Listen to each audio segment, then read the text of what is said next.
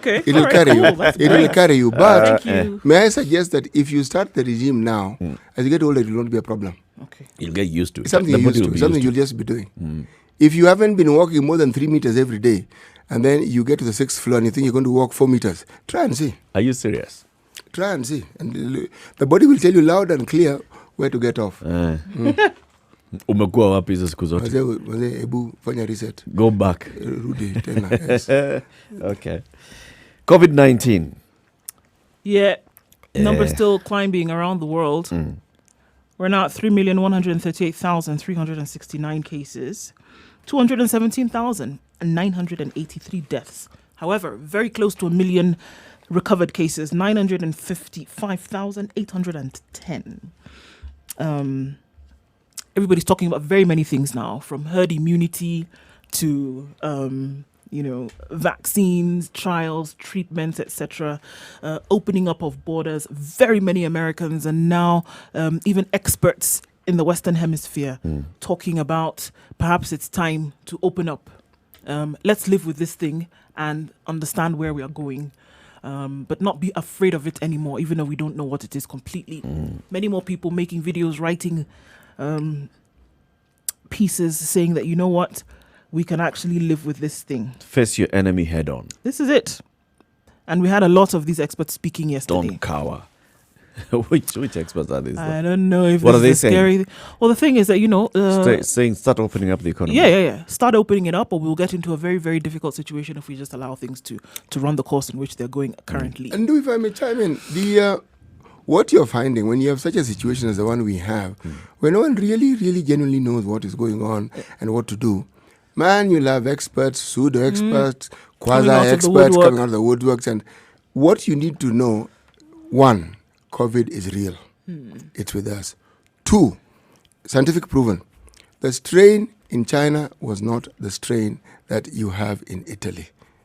And you'll probably find that the strain that we have in Africa is not the same. USA has a plethora of viruses. Most of them just influenza.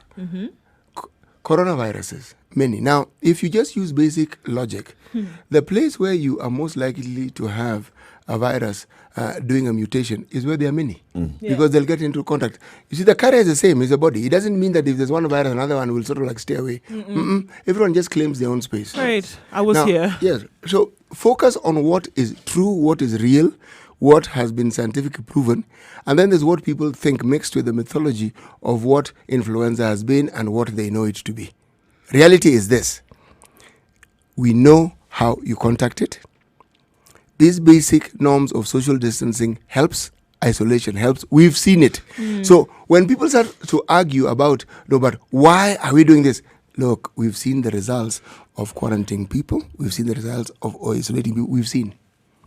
We do not need to revisit this. No, we don't, really. And again, like you said, there's so many things we don't know, but there are certain things we do know. And it would only make sense to go along with the things that we do know. Yes. All this other, thinking, inference. Come on.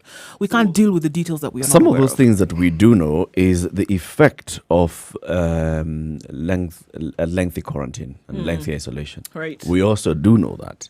We know what it's doing to people. We know what it's doing to economies. We know what it's doing to people's livelihoods. And this is a reality. And we also So know, we need to balance between those and say, all right, so here we are. Right, Eric. And we also need to understand that this is what's saving lives. Where you've stopped the growth or the preponderance of the virus is due to these uncomfortable edicts that we're talking about. Where you've turned it around completely to the point where there are no COVID-19 patients in the hospital is because of these strict measures that we're talking about. The economy definitely must take a hit. It must take a hit. So instead of discussing, it's going to take a hit. So focus on what do we do, because we know it's going to take a hit. Let that be the discussion. We're going to take a hit. So how do we manage the hit? Yeah, by living with this thing. Getting out there, opening up your borders, releasing the strict measures, get more people sick so that we can deal with this thing properly. I think it's balancing this thing out. We have seen what has happened to those countries that are able to go into full lockdown. Yes, we've seen. Full lockdown, right? Like China. Full like lockdown. Uganda. And China decided this is what's going to happen, and it's been months. They started easing up the restrictions after 3 months, or is it 2.5 months of proper, complete lockdown, Yes. right? They now knew where they were with this virus. Then they knew where they were. Okay. Now, other countries have taken, they've been dilly-dallying with the decision to go into full lockdown or not. And they were caught. Pussyfooting. Italy, Spain, perfect examples. They took long to make that decision. Now we are seeing, even if they're in full lockdown, It's not going to make much of a difference. it's not making much of a unfortunately. difference. But So those that have the got- viral infections are not really escalating, are they? No. The cases Yes. of infection, we don't see the spike that we saw about a month ago. Yes. I mean, they're still increasing by about 300 a day, but we were seeing that they were in the thousands. Yes. Per So day. there is a change. There is a change. So 200,000 people or so in Italy and Spain, Yes. right? It's These are the numbers that we're looking at. It hasn't really, I mean, it still continues to, 232,000 in Spain, 201,000 in Italy, with deaths of 23,000 and 27,000 respectively. 165,000 cases in France with 23,000 deaths, 21,000 deaths in the UK with 161,000 cases. Now, Germany with 159,000 cases, 6,000 deaths. Yep. Let me pour a little water on this particular parade. If you look at these countries and you ask yourself, during the influenza season, how many people die? Okay? Because people die. Without fail, to the mark, people Tens die. of thousands. Oh, no. Not Yeah, just- I mean, not- we're not looking at tens of people. 90,000 deaths, between 60 and 90,000 deaths last year. Influence. In the States. Yes. Influenza, yeah. So if we go back into history, you'll find the deaths also that they may decrease the seesaw, but they're there. So if you want to talk about COVID, just to be balanced, these deaths that we know of, can we remove them? Say, okay, these ones we expect every year. This is what happens. Pattern we understand. Now these extras. Yeah. If you look at these extras, have we gone higher? By how much higher? Then you'll say, aha, we see this COVID has added to these numbers significantly this way. Then we now say, all right, are these measures working or not? Because when you just throw numbers of dead, hey, right now as we speak, America is discovering that people died. Talking December, January, or no autopsy was done, or autopsy is being done now, and they're finding it was COVID related. COVID wasn't mentioned then. COVID started being mentioned in February, March. So some form of COVID. It is. Now, Yeah. I would argue, take it further back. 'Cause So let's open up the economy. This thing has been here with us for long. Eric, Let's start. Let's look at what is it that we can do to live with this thing. it's a good argument. Look at that, and say, all right. So we live in close to an animal park. Animals are straying into our farms. How do we live with these things? But we've been living in them for the longest There time. we go. So we When need to people adapt. go farming, We they have- don't go we have a farming in bus- gumboot. They go farming barefooted. Yep.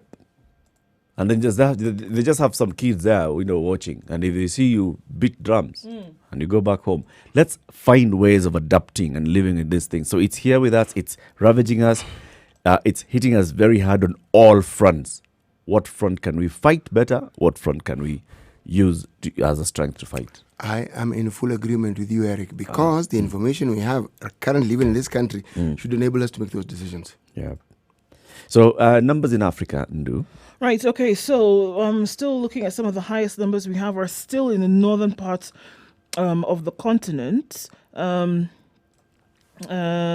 South Africa with 4,996 cases, very close to the 5,000 mark, which Egypt crossed a couple of days ago. 5,042 cases in Egypt, 4,252 cases in Morocco, with 3,649 cases in Algeria.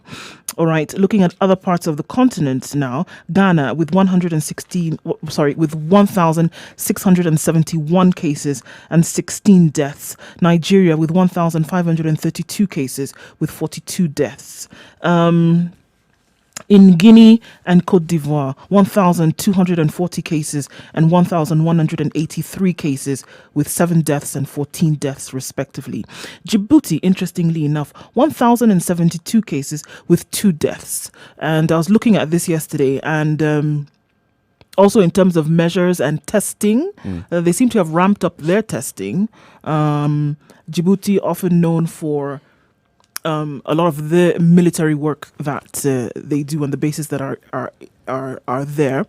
It was interesting that some of the cases that came back to the US came off an army base that is in Djibouti. So the cases that they're counting are not just citizens or residents of Djibouti, but also expatriates. Expatriates living in there. Right. Tunisia. Yeah, go ahead, Siti. So did the disease leave Djibouti, assuming that it was in Djibouti and the soldiers went with it, or did the soldiers bring it? This is the and thing. Then just go back with it. We remember when Senator Cotton, the Republican senator, the junior senator for DC, and he Yeah, spoke. Cotton. Yes, Cotton. In January, he specifically mentioned Djibouti. And he talked about the fact that the army bases of the US around the world needed to be extra vigilant in terms of what happens with this COVID, with this corona at the time, before it was called COVID.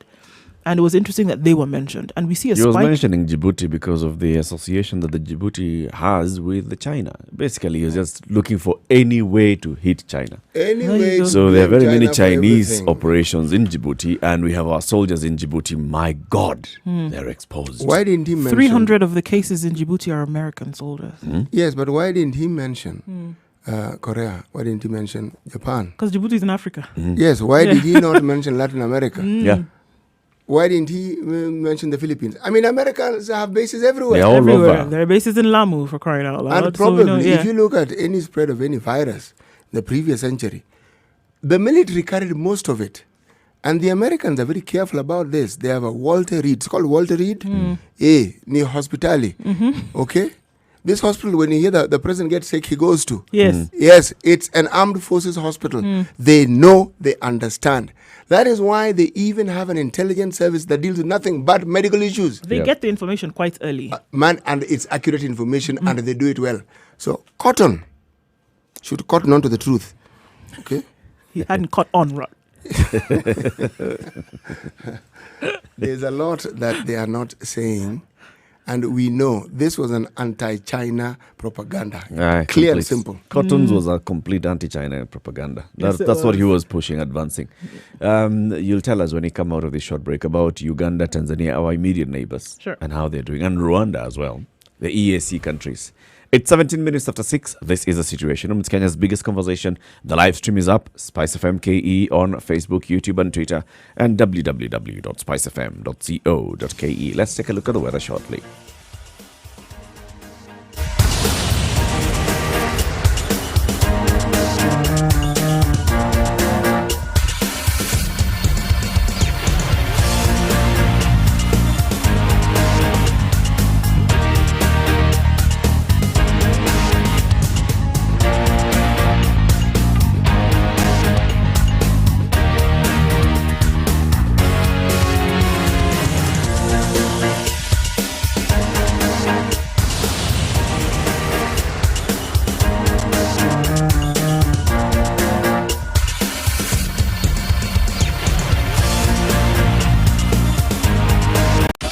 ...24/7, around the world, non-stop. This is Spice FM.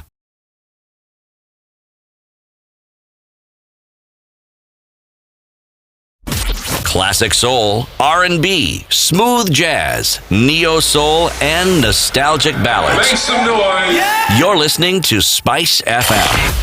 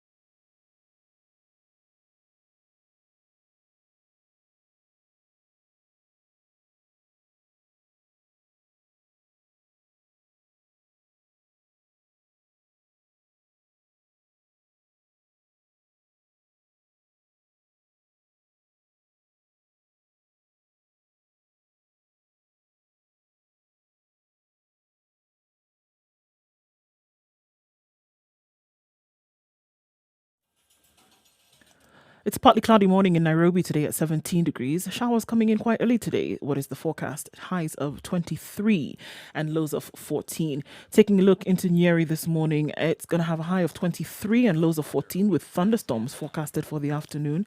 In Nakuru, it's mostly cloudy at 15 degrees. We'll see some rain also coming in quite early with highs of 23. Eldoret joins the fray at 13 degrees, but the showers have already started there. And we'll see that it'll open up to thunderstorms later with highs of 21 and lows of 13. It's 20 degrees in Kisumu and mostly cloudy. Thunderstorms forecasted for the afternoon with highs of 26 and lows of 19. Light rain showers already happening in Mombasa at 26 degrees. Highs of 28 and lows of 25 today. Malindi is cloudy, all beckoning the heavens to open up. Highs of 29 and lows of 26. Thunderstorms will be the order of the day well into the evening. Kampala is also joined and it's raining this morning at 20 degrees, highs of 25 and lows of 19 to be experienced. Dar es Salaam, light rain showers happening at 25 degrees this morning, highs of 28 and lows of 24. Johannesburg is foggy at 8 degrees. It'll be quite low today, lows of 5 experienced in the South African commercial capital. Lagos at 27 degrees is partly cloudy this morning. It'll be that way through the day. 33 the high and lows of 26. New York at 12 degrees will be clear when the sun comes up, and throughout the day, highs of 18 and lows of 7. In the City of Love, it's cloudy at 11 degrees. In Paris, the highs will be at 18 and lows of 9, with showers expected through most of the afternoon. And finally, in London at 8 degrees, it's cloudy. Rain showers expected later with highs of 14 and lows of 9.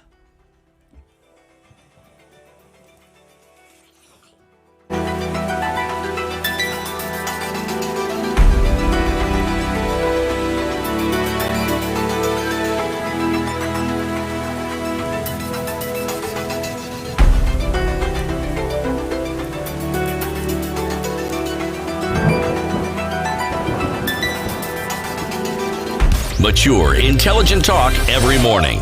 Spice up yourself. 23 minutes after 6. This is the situation, Kenya's biggest conversation. So, what's the situation like in Tanzania and Uganda and Rwanda and Burundi and the DRC? Okay, say some more. Yeah. Under the next. Okay, let's look at the DRC at 471 cases with 30 deaths. Interestingly enough, in DRC, again, looking at some countries which you'd call hotspots, understand that there right now, the testing in the country is not mass, number one. The reasons for this are that they're dealing with the secondary, in this case, now, during the secondary outbreak of Ebola, they're dealing with the third phase of the secondary outbreak.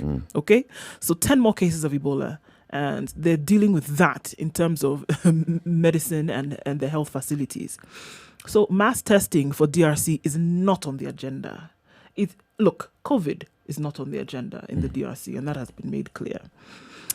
Kenya, 374 cases as of last evening.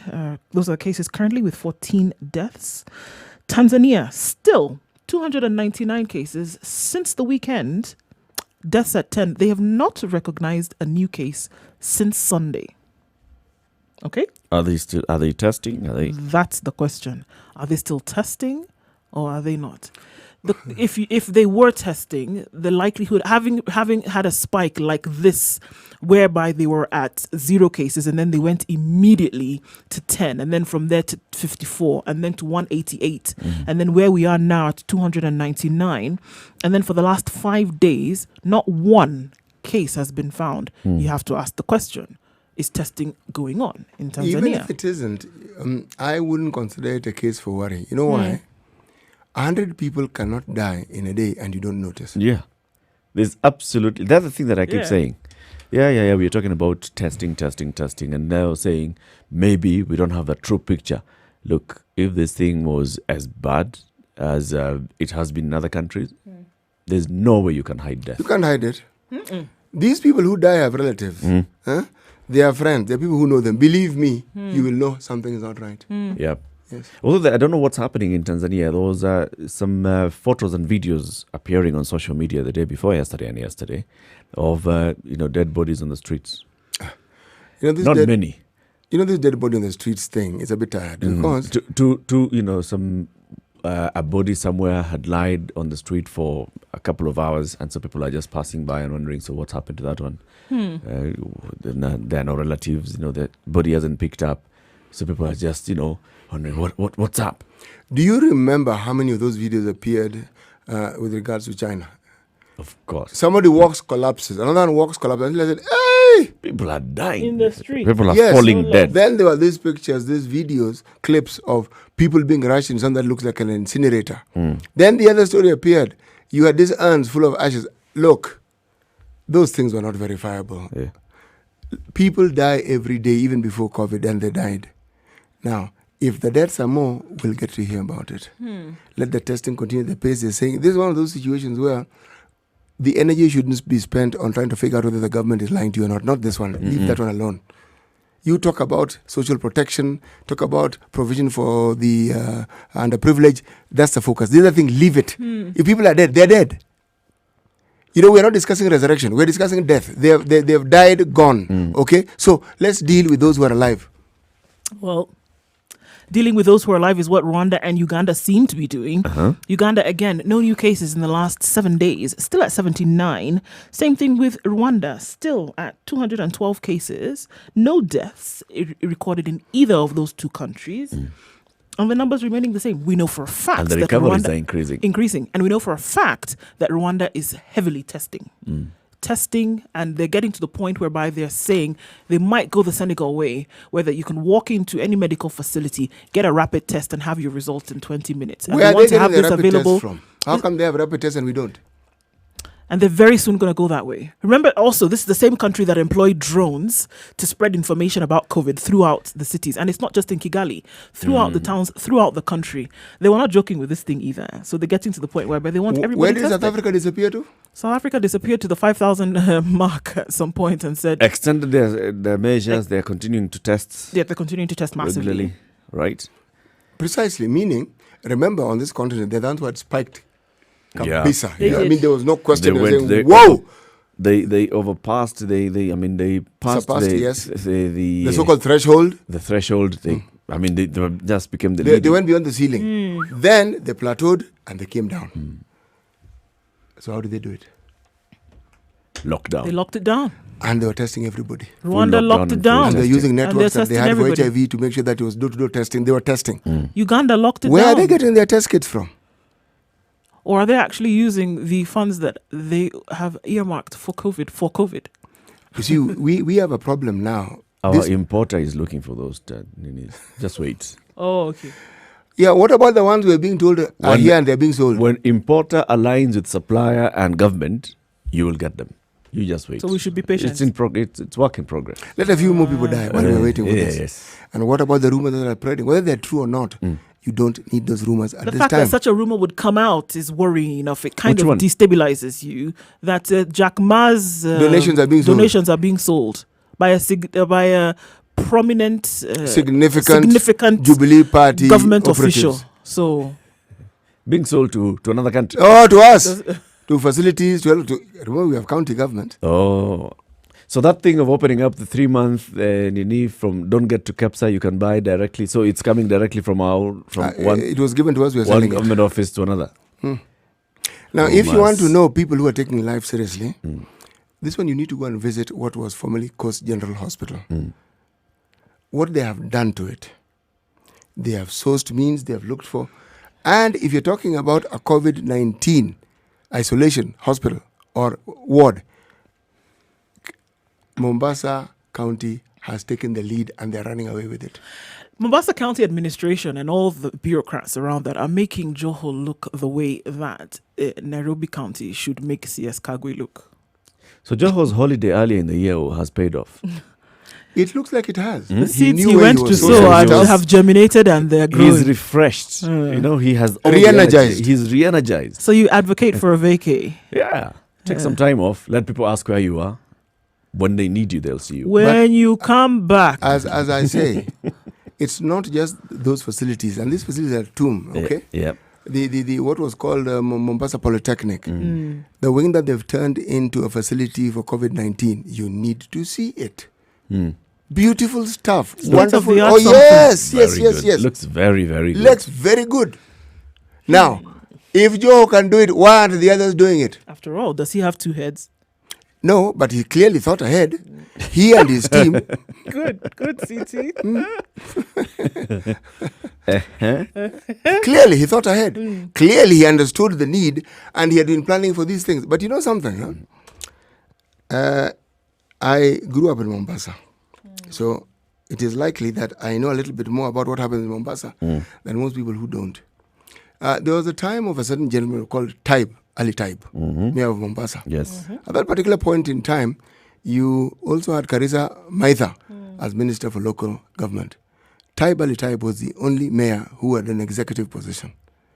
Taib Ali Taib, at that point in time, managed to source resources. Let me tell you the things that the resources could do. They could put street lights from the ferry up to Kunda, number one. Could build a dual carriageway. Other people call it dual, means the same thing. Dual carriageway from Nyali right up to Mtwapa. That's number one. It could have built Coast General Hospital to being at the level of what we see Kenyatta as. One little problem. The matter of these things, there's always a little tax. It went Just a little. It begins the tax, then it goes to the minister. Is this exempt or not? The minister at that point was a gentleman called Mwiraria. Things went round in circles. That money was, the equipment, the money was never allowed. That problem, it went poof. Up in smokes. Kapoof. Say it again. If you are to follow such a narrative in this country, and if you ask, you'll find that there are very many willing individuals who have known what to do and who have wanted to do these things, but bureaucracy and self-interest comes in and it goes kapoof, as I said. Alfred Mutua sat here and he gave us his own experience. Remember? It was not pleasant to hear what the man was saying. He gave us his own experience. Came up with this, said, okay, let's discuss here. You were sabotage, essentially. Took forever. Going back to the investor is like, I went to Ethiopia, man. Took my money there. 28 minutes to 7 o'clock. Let's take a look at traffic and then we start taking a look at the newspaper headlines. Good morning. And CT, today's proverb.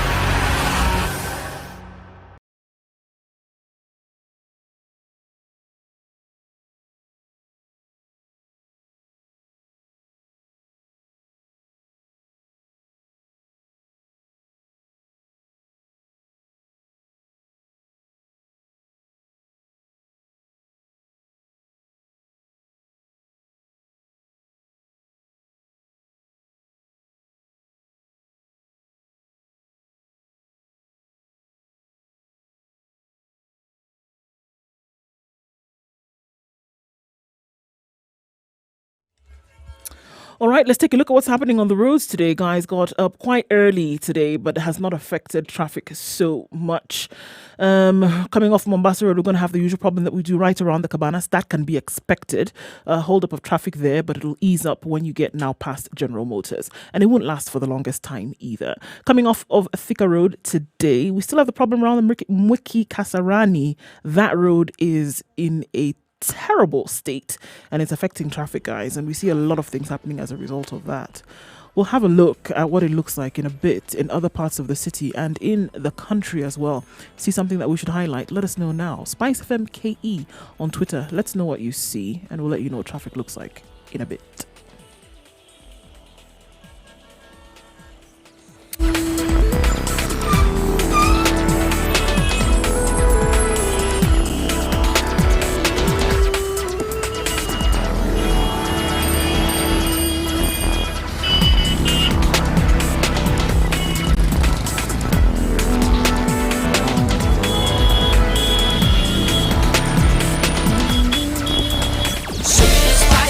everything nice. Welcome to the Situation. If you're just joining us, this is Kenya's biggest conversation. My name is Eric Latif. We have CT Muga and Nduoko, Nigerian by birth, Kenyan by choice. The live stream is up, www.spicefm.co.ke, SpiceFM KE, YouTube, Facebook, and Twitter.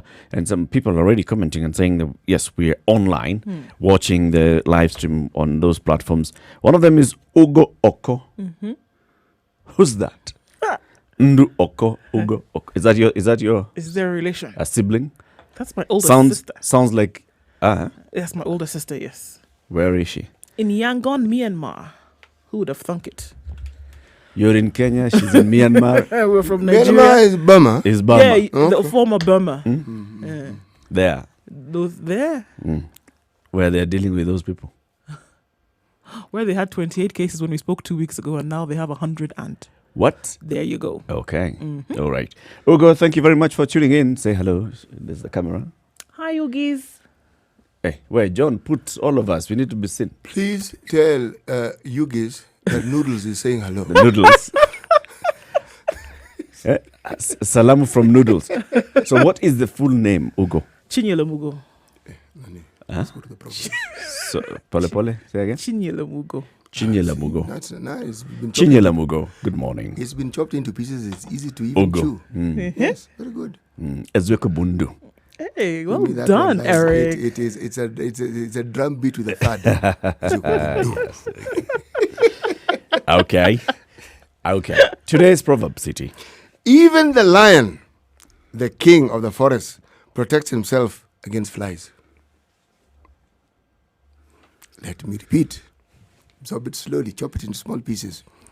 Even the lion, comma, the king of the forest, comma, protects himself against flies. Insignificant as you think a fly may be, believe me, it can be a bother. Its size, and if they're in numbers, they are a real bother. So it doesn't matter what your status is, they will be a bother. This is a Ghanaian saying. And if you look at our An country, irritant is basically an irritant. yes, and To even if it irritate isn't, anybody. ordinarily it is not an irritant if the circumstances are favorable. The sun is up, they have gone and bathed in water, they have eaten some microbe that they enjoy eating, they are finding out a bother. But then if the mane of the lion seems to offer the fodder that all the other natural places don't, they will head for the mane and there'll be a bother. And there's very little the lion can do against it. And the lion is trying to sleep. If in people the are afternoon hungry sun. and they're getting hungrier and they're in larger numbers, all you're hearing is the murmuring social media. My friend, please take note. Don't hide. Kitaumana. Kitaumana. Look and see, we have a problem. We need to solve it. This one is not one of those ones you delay with words. Let's start solving this problem. Let's people see that the problem is being solved. Then you don't need to hide. Okay. Let's take a look at the newspaper headlines. Start with the Nation. Scared, stressed, and stuck with big bills. What we spoke about yesterday. Contact tracing and quarantining suspected COVID-19 cases is a well-intentioned and effective means of controlling infections. But poor families rounded up, confined, and abandoned by government. It's no more than a gilded but brutal prison. According to Miss Irene Akinyi, I've been thinking of how I will raise that money. This is the thing that has been on my mind since we were brought here. I have no idea what to do. So we have a number of cases of people in this country who have been put in forced quarantine. And of course, this is what you a have bad to one. pay for. This is a big deal. This Irene Akinyi, who's been quoted here, has to pay 168,000 shillings So because she's been quarantined with her family of 5. 5 family members. They complete their quarantine period. They'll be required to pay 168,000, the amount of money that has turned a single mother into a beggar. I've been thinking, how shall I raise this money? This is the thing that's been in my mind. Akinyi was taken to the facility on Saturday with her 3 daughters, 8-month-old grandson, and housekeeper. Here, she was told that she'd be required to pay 2,000 daily for each of the family members. How did she end up here on Saturday? Contact tracing. They were picked up from the Mtopanga home in Mombasa a few days after interacting with Akinyi's ex-husband, who works at KPA. The man had visited the family after Akinyi arrived in Mombasa, where she had also gone to see her children. Miss Akinyi had gone to check on her daughters, who had been living by themselves as she struggled to make ends meet back in Siaya. So from Siaya, go to Mombasa, ex-husband come into contact, ex-husband goes back, tests positive, contact tracing. Family. Pop! Family, including grandson, granddaughter, And housekeeper. and housekeeper. Nyinyi wote quarantine, and you will pay. Now, this is where now the question keeps coming. Why do these... Breathe. Did they test positive or negative? They haven't tested. They've Basically, not tested just been them. because of suspected, because of coming into contact, you're suspected. So let's do this. Let's remove you from your house and take you into separate rooms in a facility, and you will pay. See you in the house.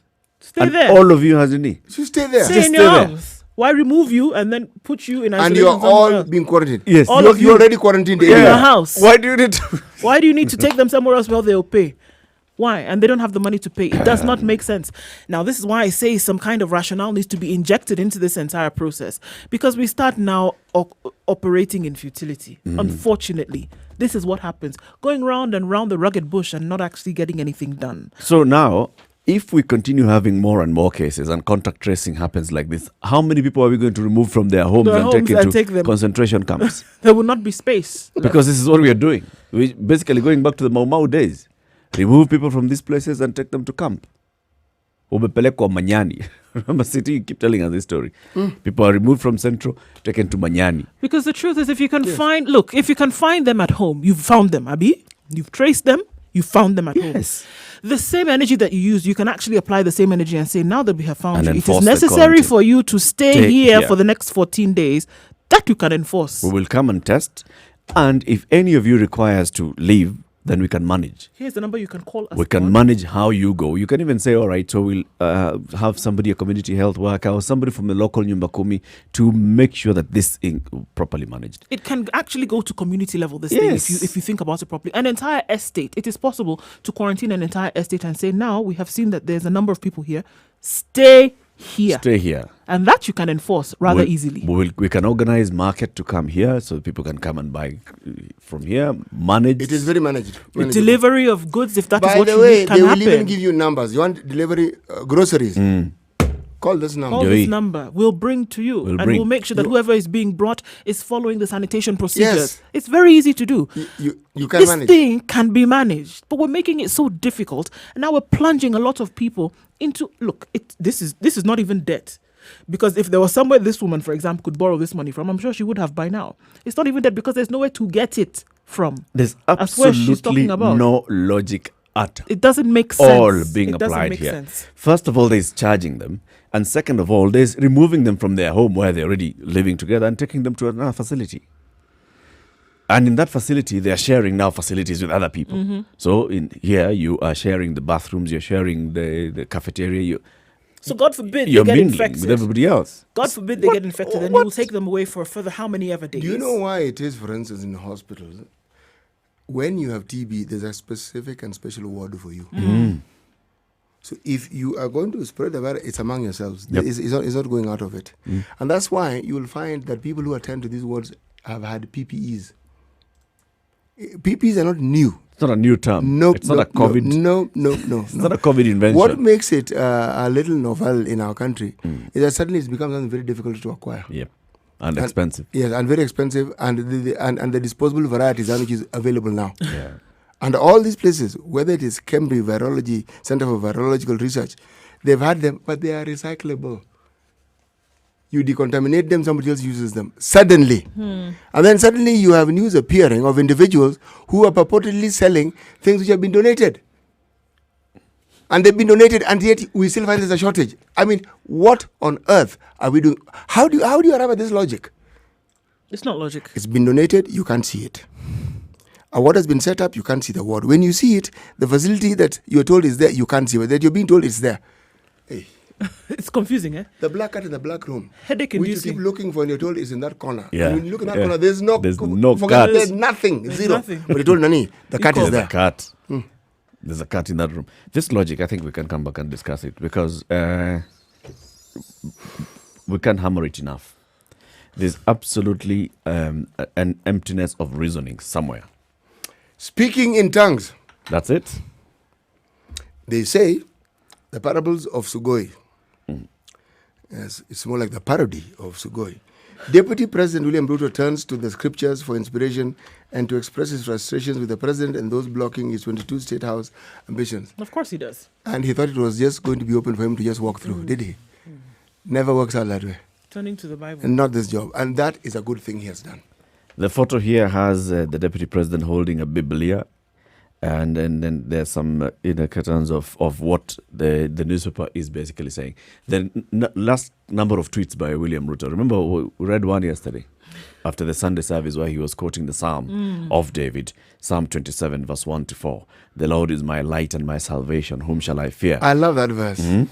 Then Lovely verse. Then there's the other one that he said, one thing that I have asked of the Lord that I seek after, that I may dwell in the house of the Lord all the days of my life, to gaze upon the beauty of the Lord and to inquire. This one is going to be a bit tricky, but nonetheless, it is important for him to aspire. You know, He has inspired his lieutenant, Kipchumba Murkomen, who has also now gone into the Psalms. As for my companion, he betrayed his friends. He broke his promises. His words are as smooth as butter, but in his heart is war. His words are as soothing as lotion, but underneath are daggers. Give your burdens to the Lord, and he'll take care of you. do you know? Companion has abandoned them. Do you know what is interesting to about God. all these verses? The side that they're referring to could also use the same verses to justify their position. Same verse. Same, without changing an iota. Let's assume that you're that side. Play it out for me. Play it out and look at- This verse, if you are, so let's not even name names. Okay, no, let's name names. This is between the president and his deputy. So if we are saying that the deputy is saying that his president has abandoned him as my companion, he betrayed his friends, broke his promises, his words are as smooth as butter, but in his heart is war. Turn that around, City. Him whom I have favored with power and given provinces to govern has sought to take my head.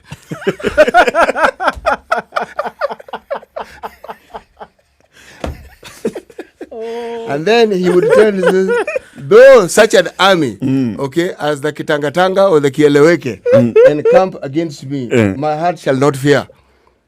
Though war rises against me, yet will I be confident. Both of them can argue this same verse. Tanga come after me. They can argue it. Kieleweke can come after me. They go to my backyard. Yeah, they try to yes, but that's what he's sow saying. discord in my backyard of Yes. Mount Kenya. Though Tanga rise against me. And he says, when evildoers assail me to eat up my flesh, my adversaries and foes, they will stumble and fall. Both parties can use those It is verses. them. Everyone can use it against the other perfectly. The one which, again, they can use, this one of, and they are wanting to gaze into the eyes of the Lord, that they may dwell in the house of the Lord. This will be tricky for both of them. For both. And because of the representation. If somebody who is purported to represent you and is in your camp is accused of selling donations, my friend, you're not dwelling in the house of the Lord, even if you wake up very early in the morning. Wallahi, and people are dying. And dying, yes, and people are actually going to turn against the government slowly because they feel their interests are not being taken care of, the future is bleak. If you're on the other side saying that you are the person who actually represents that branch of the Wananchi who are not dynastic, that branch of the Wananchi who are hustler. And yet again, you're not really providing any solution. You're just telling us that you're a hustler and this is your position. You will seek the face of the Lord, but to dwell in his presence, unfortunately, it requires you to do certain other things. Hard small. Yes. Not just desire. No. You must do certain things to dwell in the house of the Lord. Don't just walk in and But create. it brings me to this point. And ask for your point. I am, No. am delighted that divine intervention is being sought. Remember we started talking about this, a couple of weeks ago? It's only God who can help I you. am Could be happy. games. Yeah. I am happy when the leadership of the country acknowledges that they need to turn to God. It is a good thing. 11 minutes to 7 o'clock. This is a Situation Room.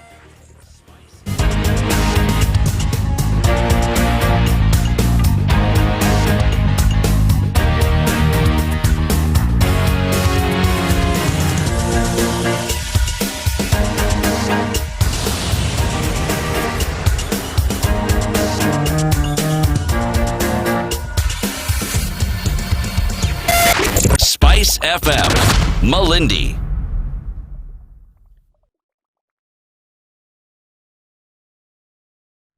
But this story, though, you understand that it's Welcome to Spice FM, the best first of all, exclusive radio keeping in station time. bringing you the best mix of the best music ever. And then on page 6, an entire page, Ruto turns to the Bible in his fight for survival. Mature, intelligent talk every morning. Spice up yourself. Now using witty scripture to express his frustrations. Basically, and even using the psalm and the story of understanding what David was doing at that point when he was writing some of those psalms, when David was basically running away from Saul. So who's he running from? And By the way, it didn't end there. There is the Kikuyu MP, Kimani Ichung'wah. Now, he delved into the Old Testament as well. And he wasn't wasting time. And he was 2 Chronicles 7, chapter 7, verse 13 to 14. Right. Now, this one is lovely. Hear us, Lord, when I shut up the heavens so that there is no rain, or command locusts to devour the land, note locusts, and to send plague among my people, note COVID-19. Noted. If my people who are called by my name will humble themselves and pray and seek my face and turn from their wicked ways, then will I hear from heaven and will forgive their sins and will heal their land. This is a lovely piece of scripture, and it applies to everyone. So, those who are selling donations, stop. If it's a lie, then you don't need to stop. If you're speaking to us with no intentions of changing, please look. These locusts aren't going to go away soon. That one, pray if you like, but the locusts will stay a certain cycle because you could have prevented them from coming here. You did not need to be dealing with them now. And if you're saying, this, the bit I like is if you humble yourself. Humble. and turn back to the And Lord. thank you. And seek. His face. See that process?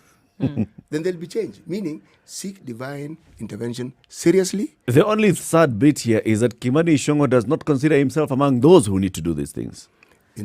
He's pointing at somebody else.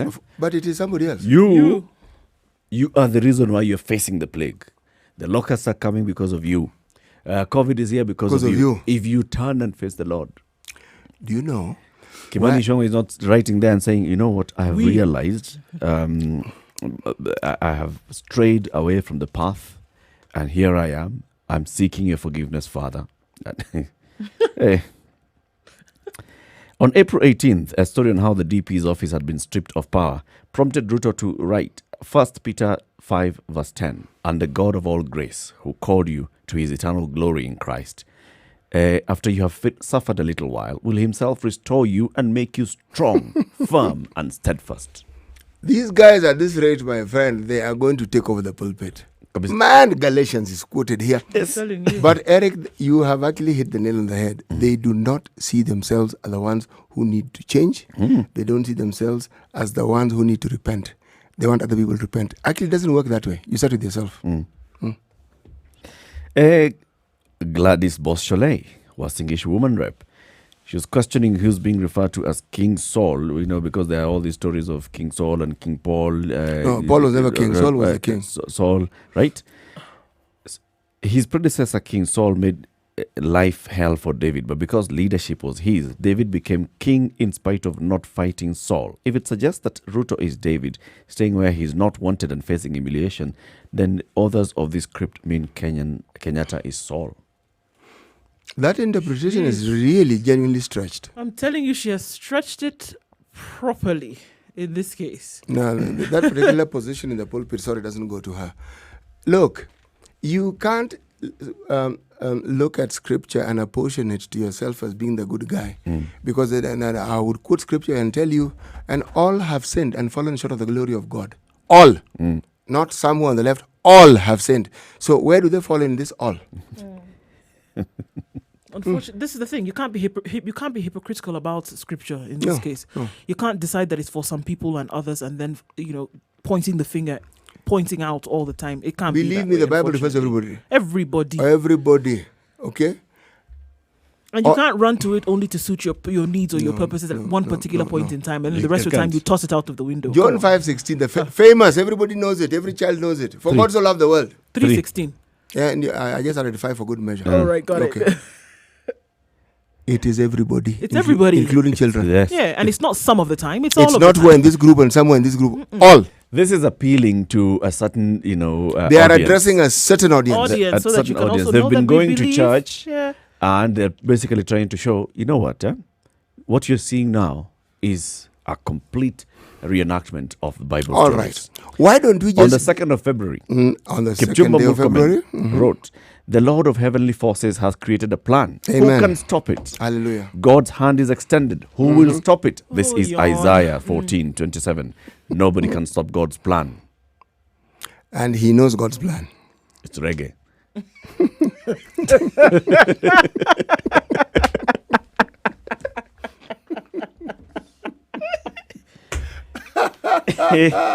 Eric, today you Eric. woke up well. What? All right. Good. Cheruiyot, you know Cheruiyot, Aaron Cheruiyot, the senator. Jeremiah 33:3, "Call unto me, and I will answer you, and show you great and unsearchable things you do not know. Lord, gracious, hear us, and teach us how to walk in your ways." My friend, this guy should open a church. In fact, when they walk out of Jubilee, if they do, If all things fail, you know how they talk about that Kanisa other takatifu. day job, yo, that'll be it. KKKK, you know the churches in Tanzania, KKK, Kanisa Catholic, I don't know what, Tukufu, etc., etc. Kilutheri, Bas. something. Lutheran church. You know something?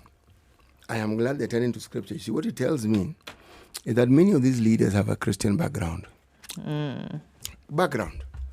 Now, I want you to look at the way the Muslims and the Hindus handle the matters that refer to those who are underprivileged. It is consistent. They don't shout about it. Every once in a while you see them in the pictures, but they consistently give. For them, it's not even a problem. Do the Christians have an equivalent? The answer is no. These leaders are all quoting scripture. Now, what about the scriptures that deal with the poor? What about the scriptures that deal with the underprivileged? What about the role of leadership in managing the lives of the underprivileged? Do we hear any such scripture? What No. about the scriptures that talk about stealing and all the other sins that the Lord hates? What about those Hates ones? here, bores it. And Why those- don't they come into play? those upon whom the Lord has bestowed leadership, Yes. and then they fail. What does the Lord do to them? Exactly. They Why don't aren't we read hearing those ones. scriptures? They think only the These leadership is only self-serving given to the scripture verses president. that are pulled out of context are the ones which we should actually be listened to. Yeah. You know, if you want to understand the depths of the self-serving culture of our politics and why it is so difficult, it's this. When people actually using scripture to justify the very unholy things they're doing, oh, wait, we have a problem.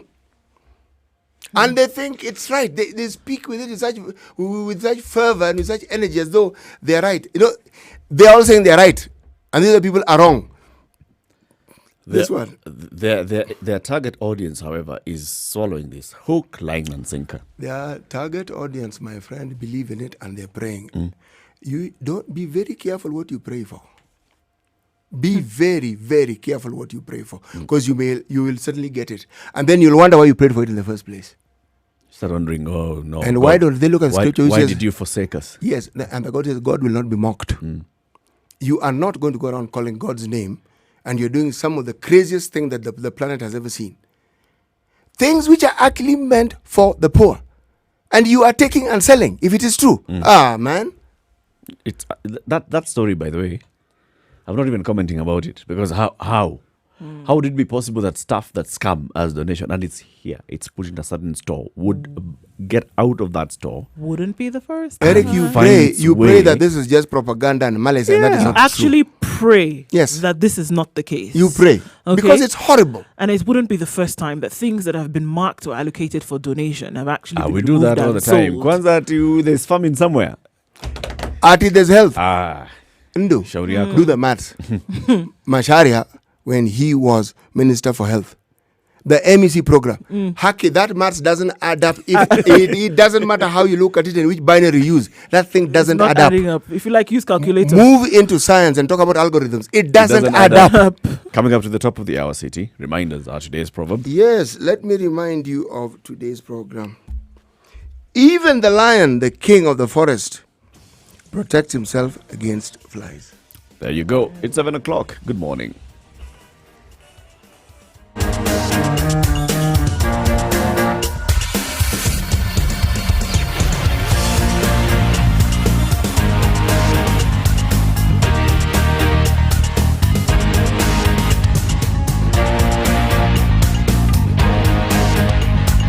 All right, things looking good around most parts of the city. It's clear on Outer Ring, and getting into the city centre, not much of a problem today. Let's take a look at Jogo Road, where we had a little bit of a hold up right around Hamza, and then getting to the City Stadium roundabout and then into the CBD via the Machakos bus station area. That looks fine, guys. Getting into the city will not be a problem from that area. Coming off of Mombasa Road, the hold up right around Cabanas and then getting to General Motors will open up in a short while. There won't be much traffic today. We know this already because the status quo still remains the same in most parts. All right, doesn't look bad anywhere that you look. If you do see something, do let us know. Spice FM KE is where you'll have us on Twitter, and we'll keep you informed about what it looks like in about half hour or so. Yes.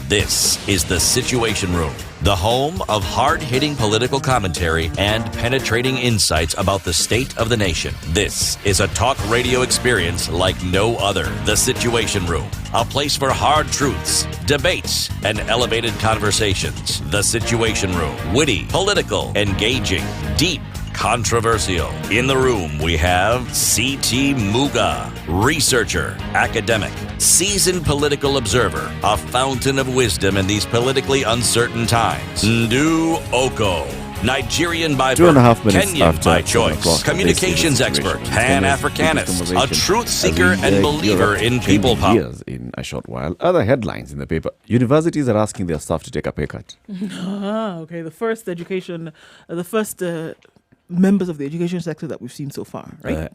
But first, people who are getting money from the,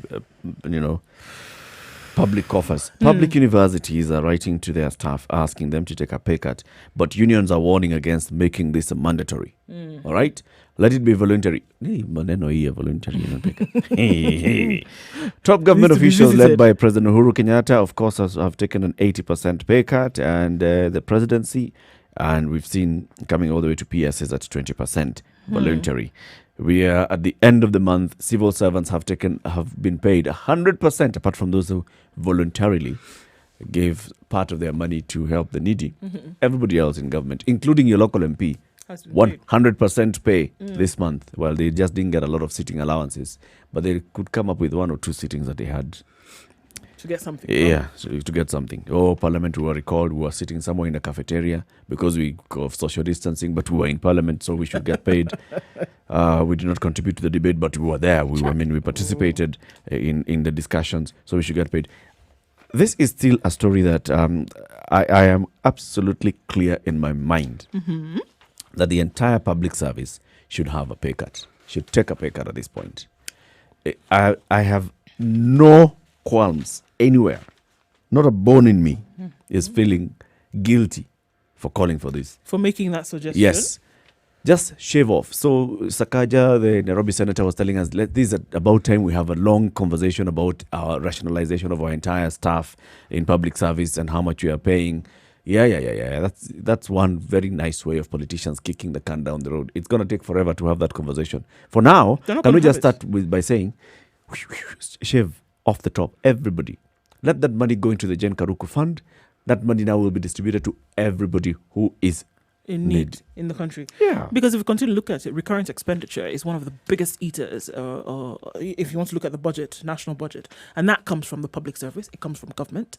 And so you want to say everybody just a little bit because the rest of the people in the country are taking a bite as far as this is concerned. Commissioners The for Gender, ones who that's serve the the Gender country and should Equality be involved. Commission. Yeah. Those commissioners are getting paid this month. What have they done? Which been working commissioner they're getting paid? This many commissions that we have. What Land have they commission, been? What land have they done And for why the are they month of permanent April? commissions? Yeah, Why are they permanent? you tell me, brother. And they're taking a salary. And then 29, Oh, and those salaries are hefty. they have already been paid, okay, by the government. Everybody has been paid. Yet you are talking about the people who are contributing to pay for them not getting that income anymore. Eric, yesterday did we not have this debate about the government having money? I told you they have money. If they can pay. They have money. That one, there's no. It's not even a shouting match situation. It's just a reality situation. The government has money. Iko pesa. Yes, they do have money. So you see, the university unions are saying, all right, it's okay. You public universities, you've written to the staff telling them to consider a pay cut. It should be voluntary. The problem with the university is that it's top down. No discussion was had about it. The unions were not spoken to. Professor Kiama and his group decided this is what they're going to do. Why do you do such silly things when you know very well it is going to be reacted to? Why? Exactly. How difficult is it to have a conversation? Why are we having a conversation? Why are we talking about it? Why are we having a conversation, City? Look, there's no income. Take a pay cut. There's no discussion. Everybody else who's taking a pay cut. Union, let's come after COVID. Union, activate yourself. No, Eric, even if it is COVID, believe me, you want to talk to people. This isn't a private firm where people are on some funny contracts. The contracts these people have are very clear. And even when you want to touch their salary, it's very clear what process to follow. That's what I'm talking about. You don't issue an edict and say, okay, now it will bring problems. Clearly, it is bringing problems. And I think okay, so yeah, I hear you. I hear what you're saying. KQ talked to the union. Yes, they did. But they also just told them, this is what we are facing. And yes, this is what they we're going did. to do. Did just you have a assuring problem? them. No. Because Zero. that union also looked at it and said, well, it's better to have this than to have our people basically out of a job completely. Yes. Because when people are out of a job, that means that people are not contributing to the union. So the union is out of its job. So it's okay. It's better that way. It's better to take a pay cut than have no But this job at this all. pushback by the union of saying, no, don't make it mandatory, make it voluntary. That's why I'm having a problem with the union itself. It's okay. Eric, Let's have a conversation. The problem wouldn't have begun if this edict hadn't been issued. These guys are holding the wrong end of the broom from the beginning. I am saying, if you look at the history of our national universities, it's not the first time we're having a problem with pay cuts, no pay cut, blah, blah, blah. And where they've been resolved is when people have come to the table. It's really that simple. And everyone knows about COVID. Everyone knows about these problems. What is so difficult about telling the people, guys, can we have a little chat about this one here? This is what we think, blah, blah, blah. Then issue an edict. No problem. Why must you come from this high horse of telling people, this is what you must do? It's what again? What you must do. Repeat that one again. We must do. Okay. We must do. Wait for So, implement it. Let's see. Unnecessary. Completely unnecessary. Okay, the other big headline in the Standard today is about small family sizes shrink enrollment in schools. Kenya's cumulative primary school enrollment has shrunk for the first time ever, according to new data. Currently, those in grade 5, most who were born in 2008 and 2009, make up the biggest class in the entire primary level, slightly more than the pupils in grade 6. Population of those aged 0 to 4 cohort is roughly 6 million, less by 200,000 for the 5 to 9 and further 200,000 for the 10 to 14 age group. Add to the fact that child mortality is highest for the children below 5, their numbers are likely to decrease. This is according to data in the 2020 economic survey. Yeah, fewer children. Fewer children, that is it. Speaking of children in school, parents clash with private schools on online classes fees. This is in the Nation today. This one is something to watch because it's a big deal, and the fires, the matches have been struck. It's hot. It's hot. This one is hot, and if it's not paid attention to, it could lead to very many parents deciding to pull their children out of school. That's what we're looking at now. Parents are locked in a battle with private school owners and managers over fees following the unprecedented closure of learning institutions worldwide due to the coronavirus pandemic. Some institutions are accused of taking advantage of COVID-19 to charge extra fees for online classes, which we know they have done, that they are offering to mitigate the nationwide closure of schools that face a serious cash crunch as fees is their main revenue stream. The situation has been worsened by Education Cabinet Secretary George Magoha's extension of the closure by a month. Schools were to open for second term next week. Many of them have now turned to online classes for which parents have been asked to pay. This pandemic happened unexpectedly. If the Ministry of Education is not keen on private schools, they shall be finding ways to make an income, according to one parent. Parents have been made to pay anywhere between 13,500 to 17,000 per month for pupils from grade 1 to standard 8. Parents who did not want to be, of course, identified said, "We've already paid full term fees for term 1. We cannot now be required to pay more to cater for online learning, which is happening in homes. We are using more electricity, the money for internet bundles, food and other costs, which should be normally borne by school. It's unfair to demand more money from us. And it is further unfair to say that children should be learning while it was clear from the Ministry of Education that the holiday has been extended by 30 days. What I listened to that to what you put forward. What they are telling us, the rental, is that we have a declining population. Do we really? Because a declining population would explain the reduction partly. Partly, remember, there was enrollment that shot up because there was free education. Remember? So what exactly are they talking about here? With the reduction in enrollment of pupils now in school, I also don't get it. Because the census results for last year was showing that we have had an increase. Yes, we have. So where has this in the last 2 decades, we've been growing at a rate of 1 million people per year. This is the difference between births and deaths. And we know this. 1 million a year. And we know this. So I don't know what we are basically. That's what I'm saying. I'm looking at this report. Enrollment at this level. The name of Moses Mishira. This is as scanty as a hip-hop spread apart information. It doesn't make sense. Sorry, what? It's all over the place. Oh, got it. I got it. Hip-hop spread apart. But it's all over the place. What are we talking about? A declining population? It's not clear. I don't even know what that is. It's raising some issues here, though. It's basically saying... It is, but it's all over the place. The number of pupils here versus the number of pupils here versus... You know, when you say, the moment you bring in differences, you have to explain what the differences are and why they were not the same the previous year and the year before. You have to tell us. Did more children in that age group die? Okay. Did more children in that age group drop off school? If they did, why did they drop off school? Yep. What is it about the free education that didn't quite add up? Because free education meant more people had an opportunity to go to school. There are all these things that are not being answered. They're just being, you mention, you move. You mention, you move. And also this is just only looking at school enrollment and not looking that vis-a-vis the other national census data. How many people do we have of this age group in the country captured in the census? Yes. Because if you're telling us between 0 to 5, the census has told us that we have 10 million people between the age of 0 to 5. And in school, the age between 0 to 5, we only have 1 million. Then there's a disparity. And you can say now, clearly. And then take it further to the end in standard 8. How many of these people who supposedly enrolled in standard 1 actually completed standard 8? And then how many of these actually go to secondary school? If you're talking schools and numbers, man, you need to be comprehensive. Yeah, absolutely. And you do need to follow it until the end, because then you can't give any information on somebody who may have been in standard 1. And then did you take into consideration that there are special circumstances under which an individual may have dropped out of school, or they don't exist? Or that data just got lost. Disappeared. All of that were not taken into consideration.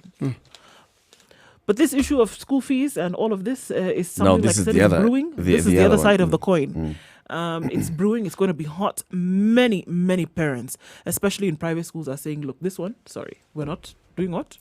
The parents have a very valid point in this, as do the schools. But ask yourself, education is what you prepay for education. The children learn on a monthly basis. It's not as though 1 month is condensed into 3 months. It's just the normal 1 month. But you pay for the term, which is 3 months in advance. So essentially, the school has credit. Now, if you're looking at the payments they have to make, if it's a business, it is their business to do the maths. They don't consult us when they increase fees. They don't consult us when they charge fees. They tell us this is the fees and we pay. If you look at what is happening in schools right now, what they're doing is what Kenyans tend to do. Instead of being realistic and understanding that you had a boom time and that you're now being forced to actually normalize, you're busy fighting with the wrong equipment. Or, we have things to pay. You've always had things to pay. Or, because we've been teaching who and what and at what period? When did we remove children from school? The full fees had been paid for all these things you're saying. And let's look at the reality that what they're now charging for, because we have some schools who are going ahead and charging for second term in its entirety in terms of tuition. Let's take a break. How many T's in one sentence? Let's take My a break. good grief. Roll your tongue a bit. Let it come out and say in its entirety. There you go. At 7:15, this is the situation, Kenya's biggest conversation.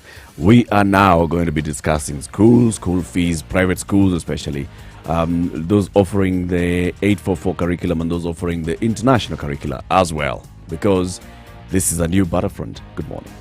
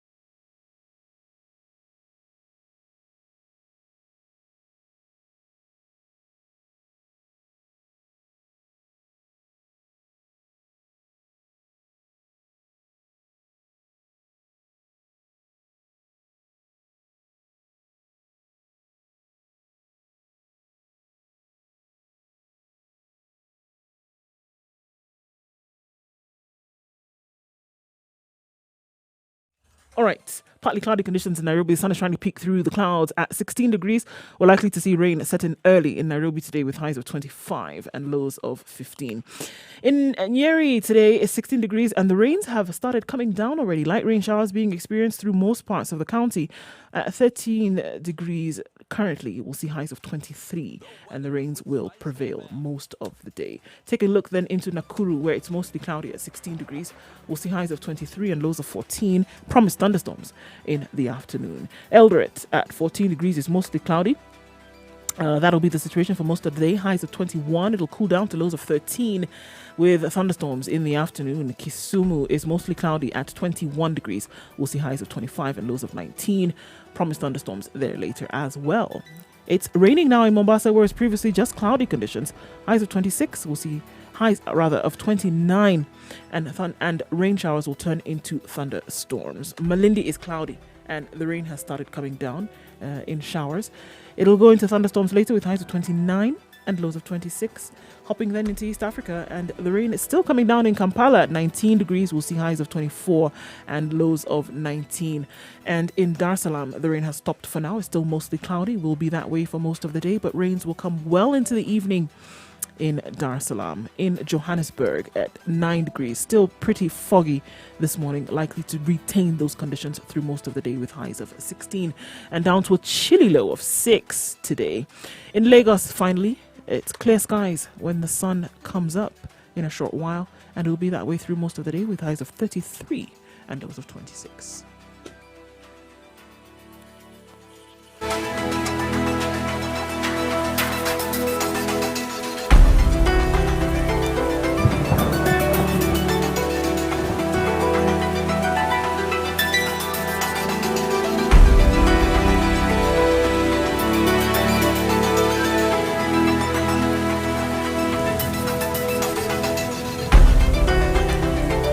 Classic soul, R&B, smooth jazz, neo soul, and nostalgic ballads. Make some noise. Back, all right. Schools offering 844 and CBC are on holiday for a further 30 days. They were to open next week. To open on the 4th of May. On the 4th. Right. But now Magoha says extend the holiday. Extend the holiday from the day they were supposed to come back for 30 days. So essentially from the 4th of May, another 30 days. So we're going to have this we're going to have this conversation again when 30 days are over. So you're on holiday. He didn't say you're staying at home while we wait and see. So the 38th of June. Yeah. 38th. It's good time. According to 4 Eric. plus 30. 34th. Okay. So, what then are the schools saying? Are they saying that we have extended the holiday, the private schools in this particular case? Are they saying that we still want your pupils, your students to be learning during Yes. this holiday period? The private schools are saying what you will do is now we've piloted home and all this Google Classroom business phenomenon. What we've done now is that we want students to learn during this time. And we are charging full tuition, all right? And we're asking that fees be paid as we are coming back into school. Okay. Full tuition. We're not going to charge lunch and transport as we normally did because obviously you're not coming to school. Yeah. Not taking into consideration the fact that the Ministry of Education have said we are extending the school holiday. He was categorical in that. Have parents been asking for schools to reopen and have this e-learning happening during the holiday? It was a suggestion by most schools. And it is clear that the reason why a lot of schools are doing this is because they feel that some kind of income needs to keep coming into school even when schools are not in session. And they're not taking into consideration the fact that it has been made very clear. The holiday has been extended. What happens during a normal holiday? But this holiday was extended on Sunday, right? Today is Tuesday, is Wednesday. So are you saying, so Monday and Tuesday, the schools have not communicated and said, all right, so now that the government has changed this, we are also now pushing it forward by another 30 days? They communicated and and sent invoices to parents and said that When? the term is This week? Yes, the term is going to start on the 4th. On the 4th. And e-learning is taking place. Home learning is taking place. Please make sure that you have your internet and Wi-Fi because school is beginning. On top of that, we expect school fees to be paid by a certain date. This is what they're saying. So it's like Magoha could have said anything. He could have said pigs are flying on Mombasa Road. It doesn't matter. Okay. They're doing their own thing. Okay. They're not allowed to. And they're charging the 100% tuition. Tuition, yes. No discount at all whatsoever. No. Because their workers, the read teachers, are going to be working anyway. From their homes. From their homes. Sitting behind a computer and teaching the children. Yes. That's it. And And what do you mean that's it? That's teaching. Oh, get out of here. They're here and they're... It isn't. And Learning, supervision is required by the parents on the other side. So let's share this thing 50-50 if we must. teaching But that's and not the learning, point. Eric, It's are not holiday. necessar- consider that there were certain, the Kenya, the association that deals with private schools in Kenya, the chairperson was quoted as saying that they have all these expenses that they normally incur. Yeah. When they charge fees per term, I believe that all these things are taken care of. Now, these are extraordinary circumstances. They're not the usual circumstances that we are in. Part of the learning, even if it's a day school, involves feeding children in school. If children are not physically in school, you are not feeding them. Yeah. There are expenses that have to do with water and electricity that you come into when children are in school. Children have not been in school. There's the cleaning of the schools, as you say, by subordinate staff and what have you. The school probably still needs to be cleaned, not the toilets, just a school compound, fallen leaves and so So forth. just for maintenance purposes. Maintenance isn't what it normally was. You need to tell us what percentage of it is now not needed. Food, what percentage is now not needed. And this is for all the students. When you talk about paying for the teachers, up until we actually get to the end of the holidays, which normally is when we start May, that was paid for by the fees that people paid at the beginning of the year, taken care of. So if you were to take the argument from that point, you would argue, therefore, that there are expenses that were not incurred, simply by virtue of the children being at home. The teachers may be owed a salary, but they were not really teaching. If you look at these town schools that have these facilities, you say, yes, online learning computer. Yes, learning has to be in totality. Did the entire body of students in the country, were they able to understand and get the learning that was actually mandated for them? And the answer will be no. They got part of it. They got some of it. So work out this amount and tell us what that cost.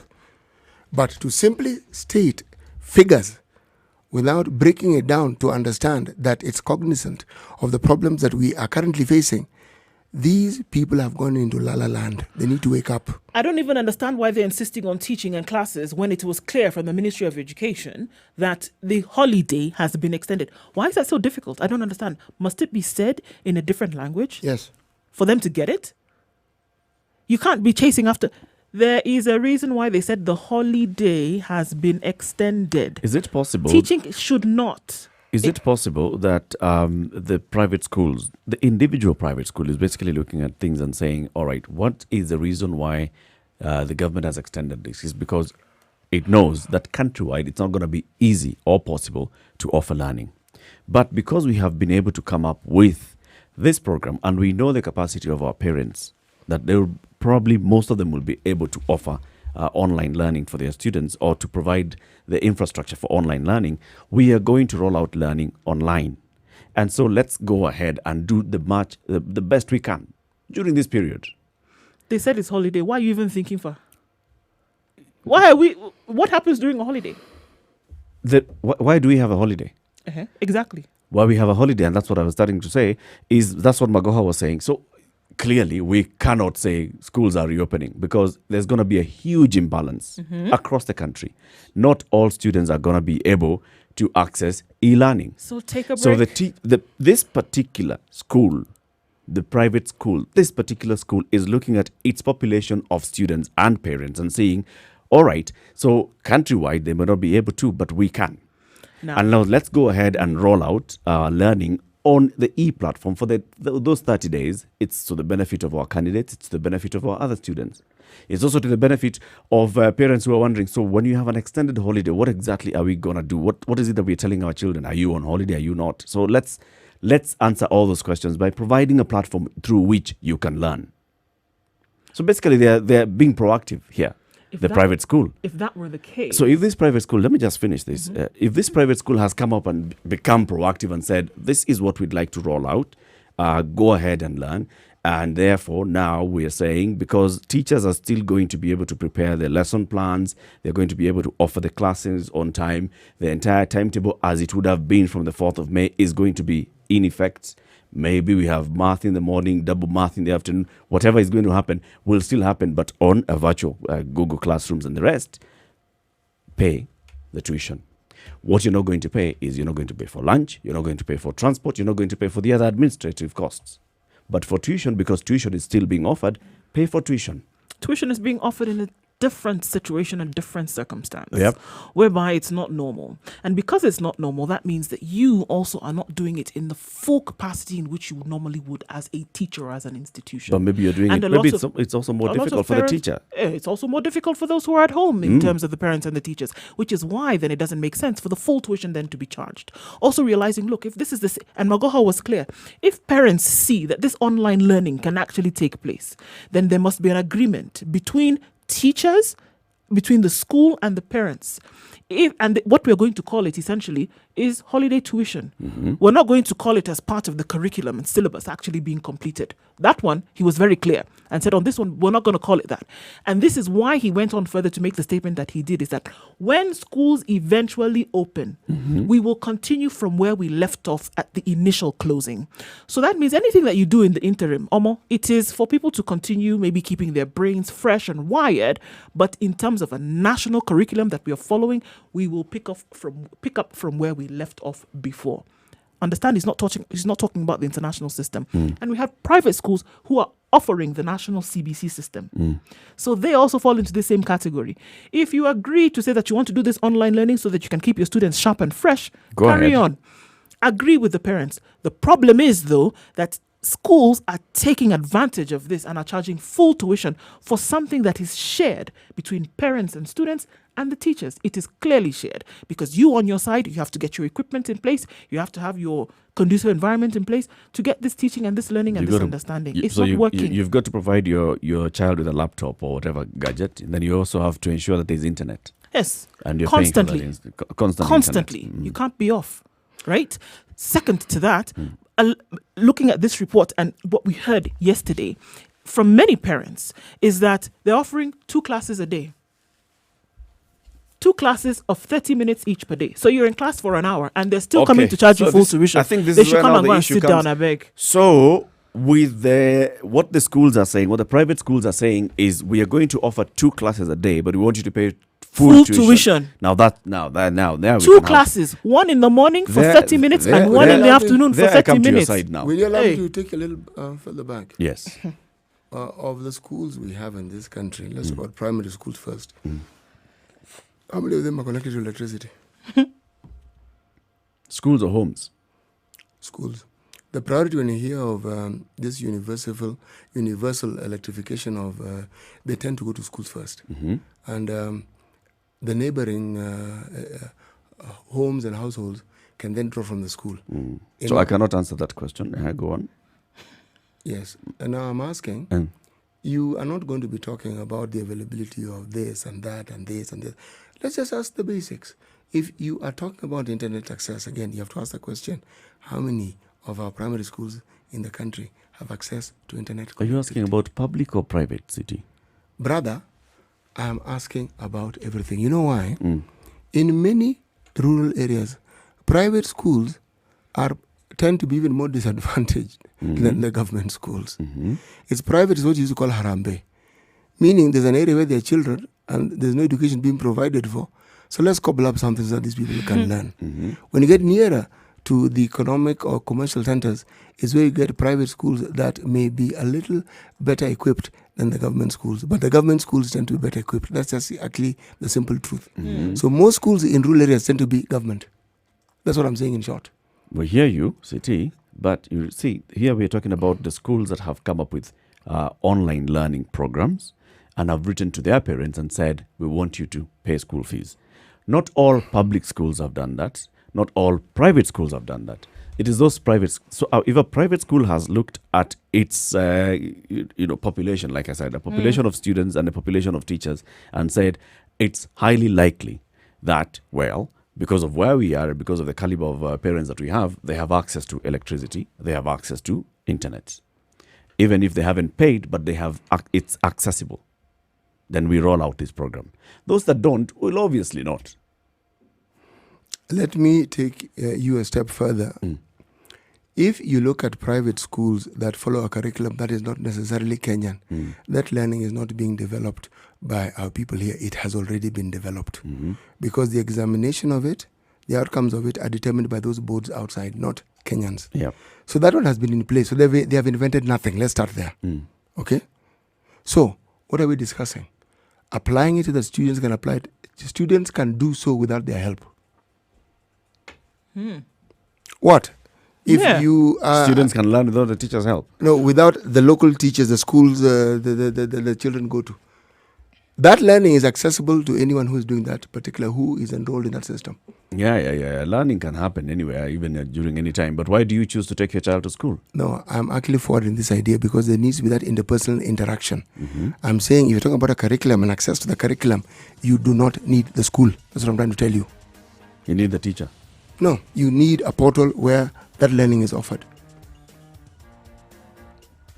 Do you need a human guidance? Yes, you do. Yes, you do. But I'm saying, I'm actually further in this discussion. I'm saying these people who are asking for full-term fees must explain to us why we need the full-term fees. What? That's what I'm trying to say in a nutshell. Okay, 27 minutes to 8 o'clock. Let's take a look at that.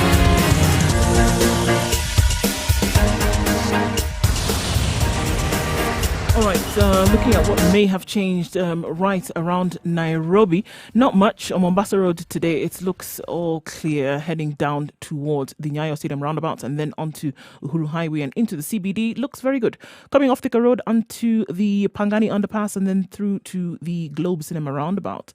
Was a bit of a hold up there, but that is easy street now. Don't forget, wear your masks out in public, protect yourself and others. Don't get into a matatu public service vehicle that is already overloaded. Please do what you can to help everybody else. Spice of MKE on Twitter, let us know if you see anything we should know about and what we can spread the word about as concerns traffic on the roads this morning.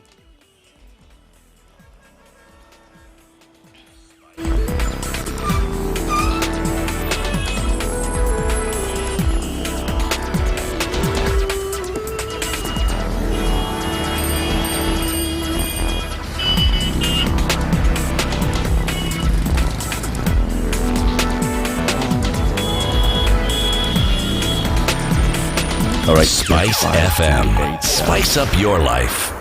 Go ahead with your thought process, City. Well, there's a point I'm trying to make here. Some of the schools that are called private schools need to actually pull their heads a little from the sand. We have this situation called COVID, and it seems to be affecting us more economically than it is health-wise. Economically means that these parents who've been able to pay these ridiculously high-end fees are now not in a position to pay as they used to. Yeah. Because the wherewithal that they made the money from has been destabilized.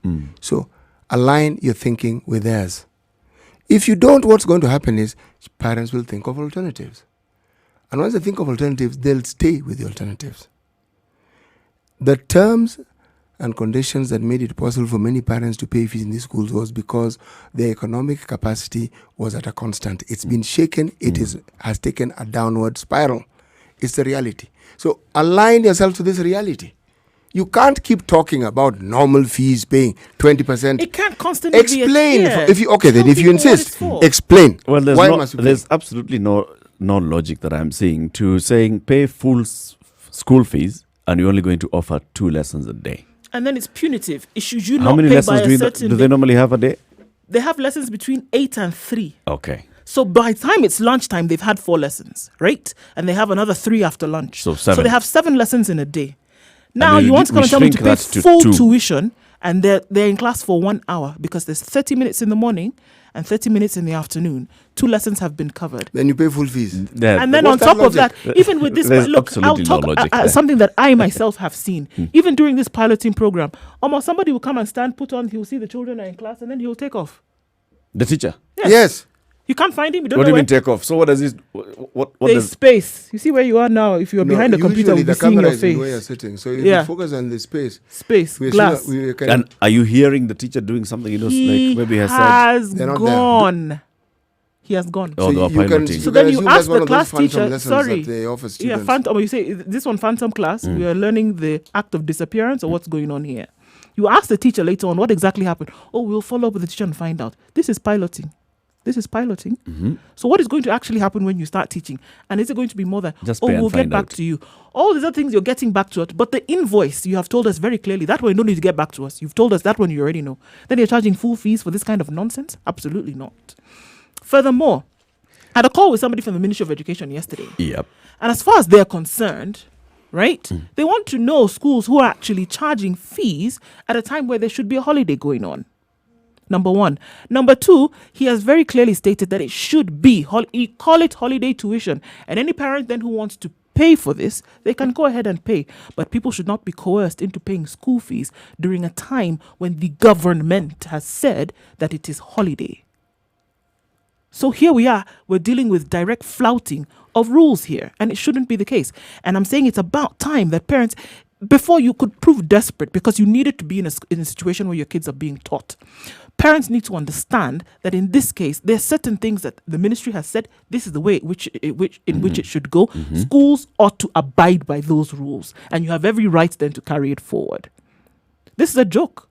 2 hours, 1 hour in a day, full tuition, and you're bearing half the burden. Can't work now. Even if you're blind, I don't even deaf, know what to dumb say. at the same time. It's this. If you want to understand how deeply set this rot we keep blaming politicians are in, here we are. These people are just used to demanding money from parents. And when parents ask for change, that's a different conversation, and it is long, it is lengthy, and it's circumlocucious. Man, it goes round and round and round. It's not even musical chairs, it's musical speed chairs. So, but at the end of the day, you're actually just right where you started. Now, they're being asked. They don't seem to have ready answers because they hadn't thought it through. They hadn't thought it through. And if it was that they're really concerned that they don't want the students to get into a bit of a hold up when schools open, and they don't want students to have lost, any kind of gains that they had made over time, that would be a totally different conversation. We can say, okay, these institutions actually care for the mental welfare of these kids, and they're very concerned about how they're going to move forward when it comes to an education. But it's not about that. You've not told people how it's going to run, but the first thing that you slap people with is an invoice.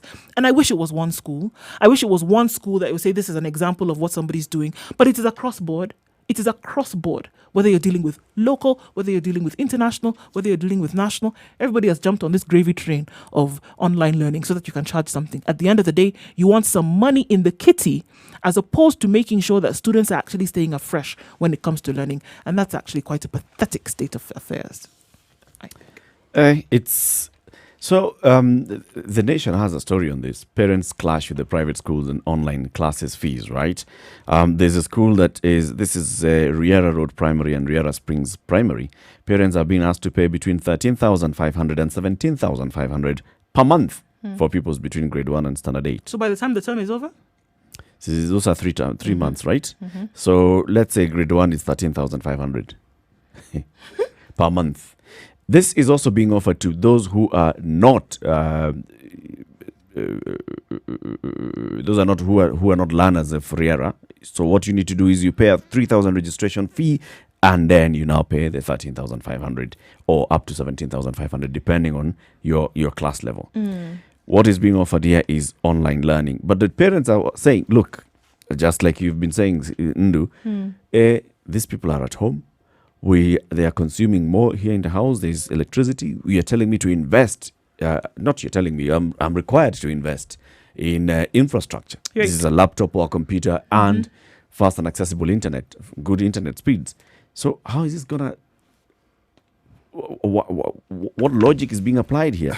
There's a storm brewing here, guys. There's a The storm parents of brewing St. here. Christopher School wrote to the management and protested the virtual lessons are not effective. It's only a few of us who can attest to our children being engaged by their teachers. For the most part, it was 1 or 2 teachers who engaged with our children. And even then, these interactions were limited to 1 or 2 45-minute sessions a day. So 45 minutes per day. 1.5 hours. Yes, 1.5 hours. And you're required to pay a hefty amount of school fees. Now, this is where now these conversations need to happen properly. And the justification by the Kenya Private Schools Association that we have costs is insensitive. It's just being tone deaf. It is silly.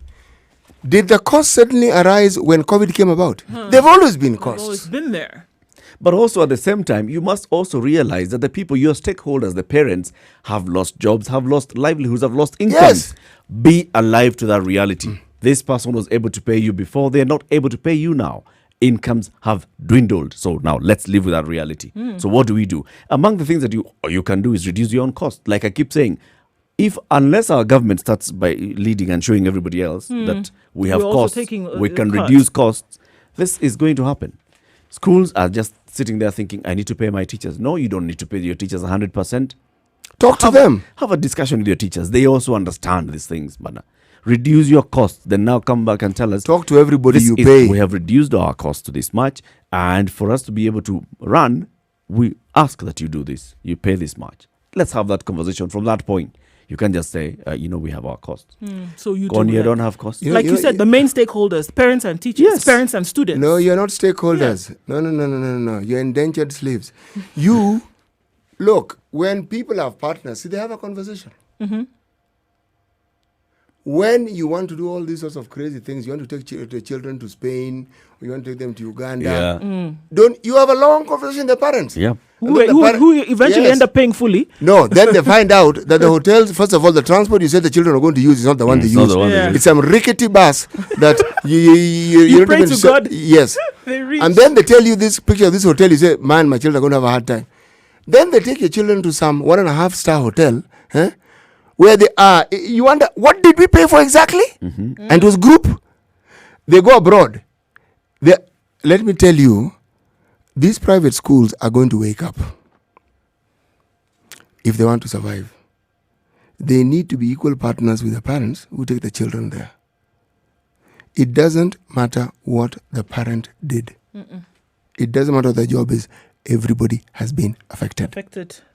Everyone. Not at some. Everyone. Everybody has been affected. The government is pussyfooting in reducing salaries. They will reduce them. It's all right. In time. After all, Ukuri Atani says the economy will be hit further. A slowdown in services resulted in the economy contracting to 5.4% last year from 6.3% in 2018. Yep. According Things to what are he's gonna saying, get it's worse. going to get worse. So these people that were saying that refusing to take pay cut, There will be a pay cut. And no one is going to even ask their opinion. it'll take. Let me There's- read you a letter written by parents of Kenton College. So this is a private school that offers. It's a international private, cur- very expensive school. But the kind of profile that you'll hear of these parents, you can just take it across people in the Republic. So what did the parents do? They decided, all right, so school is telling us to pay school fees because school term has opened. But let's look at ourselves. Are we able to? They conducted their own internal survey. The respondents' profile. 195 families responded to the survey, representing 260 students. There is representation of students across the entire school term, year 2, across the entire school from year 2 to year 8.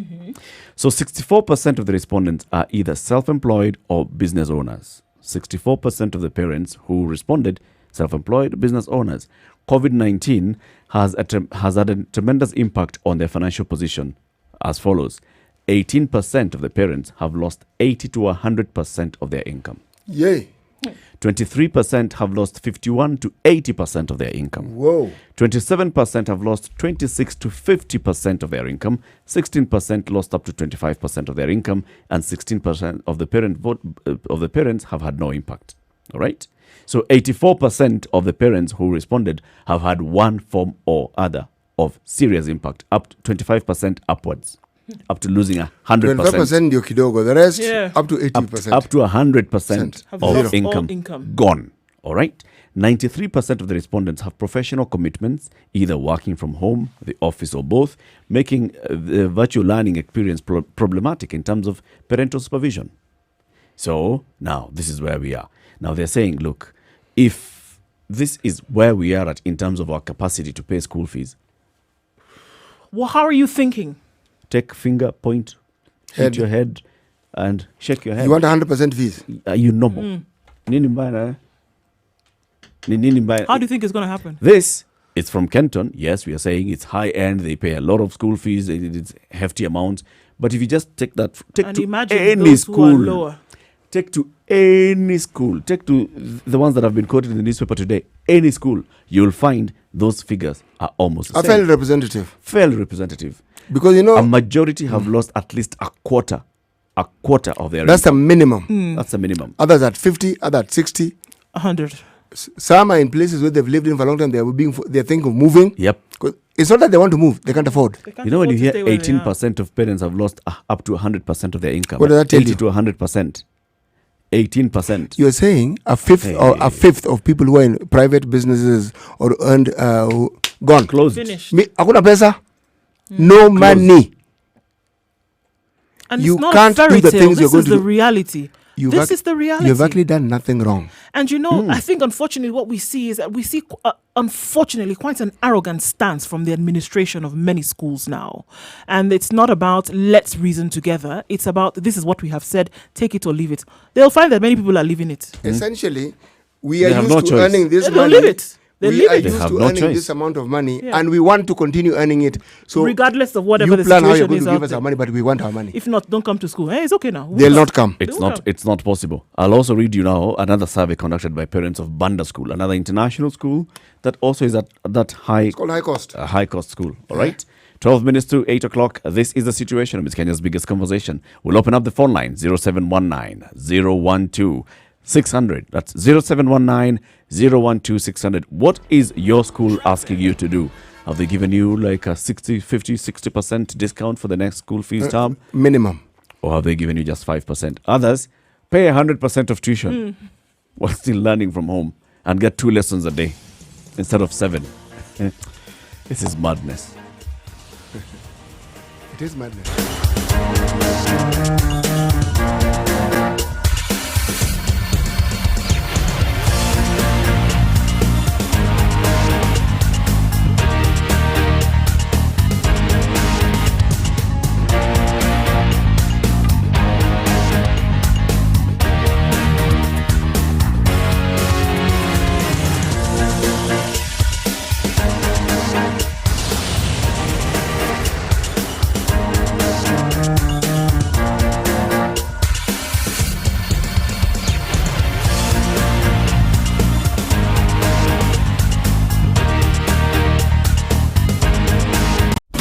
Classic soul, R&B, smooth jazz, neo soul, and nostalgic ballads. Make some noise. Yeah. You're listening to Spice FM.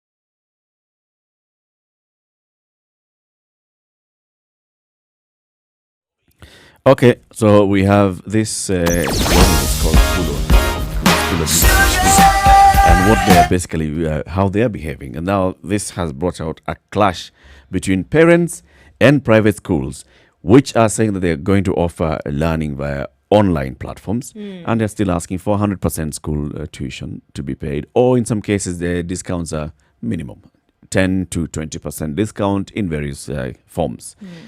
Parents have hit back. Not only parents who are offering the CBC system, parents who are also offering international curricula. Everywhere across the board, parents are up in arms and they're saying, look, schools, you need to be alive to the reality. The reality is that despite everything else, COVID has had an impact on our livelihoods. Right. We have lost incomes. We basically have lost a lot of our income. You can't keep asking us to pay the same amount of money. If you can't look at us as stakeholders that you can carry together throughout the journey, then what? And have a conversation about it. What is this? The imperial and authoritarian stance that has come out of a lot of school administrations actually begs you to think. And just in the piloting phase, a lot of parents have said, if this is actually what is happening in a normal teaching system, because you can't tell me that there was a sudden paradigm shift then between class peer-to-peer teaching and then online teaching, that suddenly it has changed in the way the teaching method happens. So this is actually what our students are getting. It has been a watered down system for a very long time anyway. COVID has just now exposed the soft underbelly of what teaching really looks like in this country. And so parents are taking a step back and they're saying, you know what? Actually, perhaps it's time for us to look at this thing all over again and ask ourselves, what are our children actually learning while they're at school? What value have we been paying for? Are they learning? Have we been paying for value? Has there been value for money? And those are the questions that people are asking. So when you take this hard stance and then insist that you pay full tuition, and parents now are at home, and they're on the computer when their children are on the computer as well, and they're listening to these lessons that are being administered by teachers, and they're asking themselves, hold on a minute, what's happening here? What exactly is going on here? Is this what I've been paying for all this time? And then you take this hard stance, you're forcing people to actually think about whether they're going to remain with you or not. So this survey was conducted by parents of Banda School, one of the other high cost schools in the country. And this is the result of their own survey, which they said they conducted within their community. The current crisis has had a very significant impact on parents' incomes and hence their ability to pay for education. 46.2% of parents have lost over half of their incomes. 25% have lost 81 to 100% of their income, and only 9% of families have had no reduction of their income. Only 9% are saying, well, our income has not been impacted. But Only 9%. Close to half, 46%, over half of their income gone.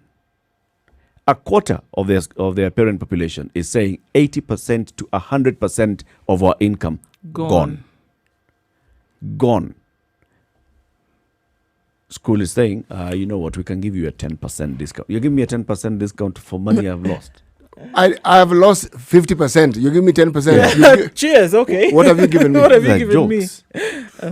me? What we're discussing, Eric, here is not just even schools and this free fall game that they've gotten into. We are looking at a national mindset being exposed in a different field altogether right now. Yeah. And that's in education. And education, unfortunately, for such individuals, touches at the heart of every parent in this country. Because it's if your children, whether it's a tertiary level, whether it's university level, they're going to be touched by this matter of fees. But parents who just recently started paying fees are also going to be affected. Their children haven't even gotten to standard 3 or 4. Yeah. And there are really very many such parents. Many. And these are people who are struggling with where they live, struggling with where their jobs are, the actual jobs, their payment. And then you are telling them it's business as usual, and they can tell Continue. you it is not usual, man. We are juggling things like we've never juggled before.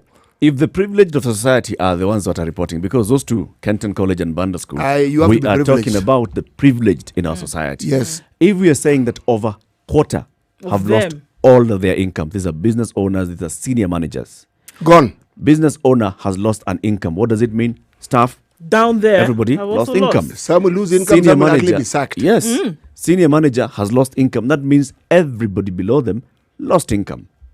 Now, Business if owner has lost income. People who Every- used to work for the business owner have lost their jobs. lost income, Because they're not needed. they're not needed. This means that everybody in the country is impacted. When you see the top being impacted, everybody. And you Has been are affected. saying it is business And as you're usual. saying, which business? How? Which usual? Such How? an insensitive lot. They've benefited immensely from these parents. They've benefited immensely. These private schools, they do well. Oh no, let's not even get it twisted. They Yes. do very, very well. Yes. Yeah. Now, these so-called partners who are never really your partners are telling you, folks, it isn't working. Yeah. Let's have this conversation where we can find a way of working We together. can work together. Yes. Let's meet each other And halfway. then someone telling you, yes, we can work together on my terms. And these are my terms. And you're thinking, start again. On your terms. Without our children, you have no business. So how do you talk to us like that exactly? And the thing is that, unfortunately, we have a lot of institutions, and this is where I think they're asking for the Ministry of Education to step in, because we're not talking about yes, we're talking about the international system with the IGCSE, but at the same time, we're talking about private schools that are offering the national system, curriculum. yes.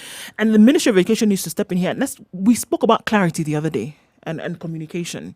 And this is something that they have said in no uncertain terms. Have they said, is it necessary for them to say it again? Is it necessary for them to talk about interventions that they will put in place if things like this happen? We have people talking about litigation already. We have parents talking about coming together with their PTA and saying, this thing will not allow to happen. We will take school will take it to administrations to court. We will.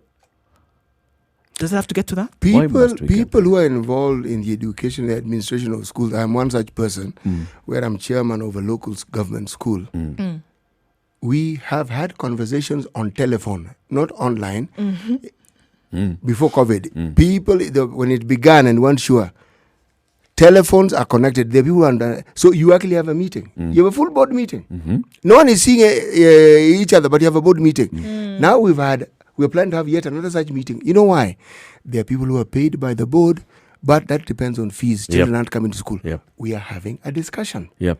I have not issued 'cause an edict. You still have stuff to pay, You do. and there's no income. You do. in And the there form are of school teachers who are also fees. paid by the board. Yep. So we have to have this discussion, and then the principal and a few of the board members who are actually there will have a conversation with the teachers and tell them, given the circumstances, this is what This is we what are we- going to. This is what we would like to do, and this is our situation. Most of them are locals. They will see and they will understand. Yep. When things pick up, we'll have yet another discussion. It's not difficult. This is the thing, because look, hard. we had this conversation on the other side when we talked about people taking, people being asked to sit in lockdown, and the understanding is that it is not going to be forever.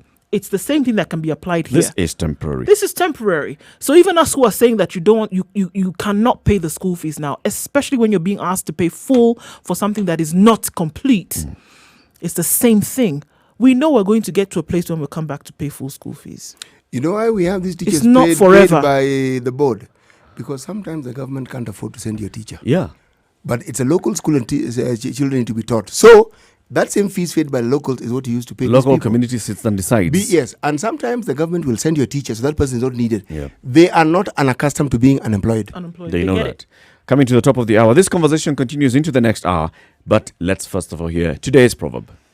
You don't need your glasses, City. It's habit. Go ahead. Even the lion, the king of the forest, protects itself against flies. This is a Ghanaian proverb. Even the lion, The king of the king of forest. protects itself against flies. Yes. small nuisance here and there. But it's a genuine bother. Yeah. Enters your eyes, enters your ears, enters your nostrils. It's a genuine bother. The conversation continues. 0719 012 600. Good morning. It's now 8 o'clock.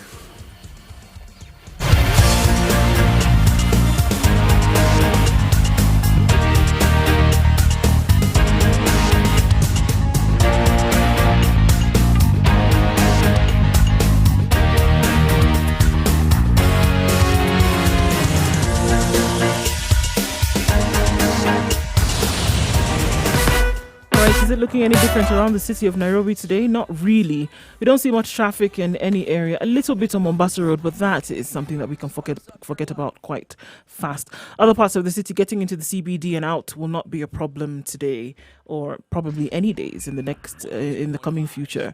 So it looks good, guys, everywhere that you turn. Unless you see something out of the ordinary, then please don't hesitate to let us know on Spice FM KE, and that's on Twitter.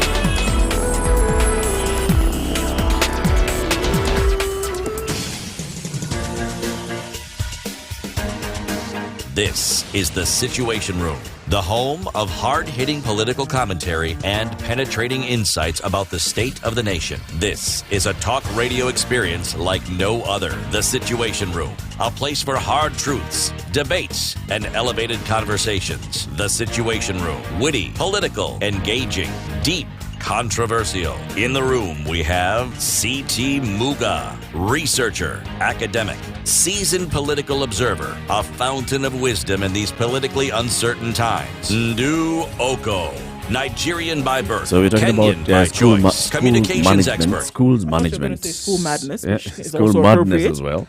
The mad school management that is, brewing a storm with parents. Their key stakeholder for a school is student. Number two stakeholder, Parents. teachers and parents, right?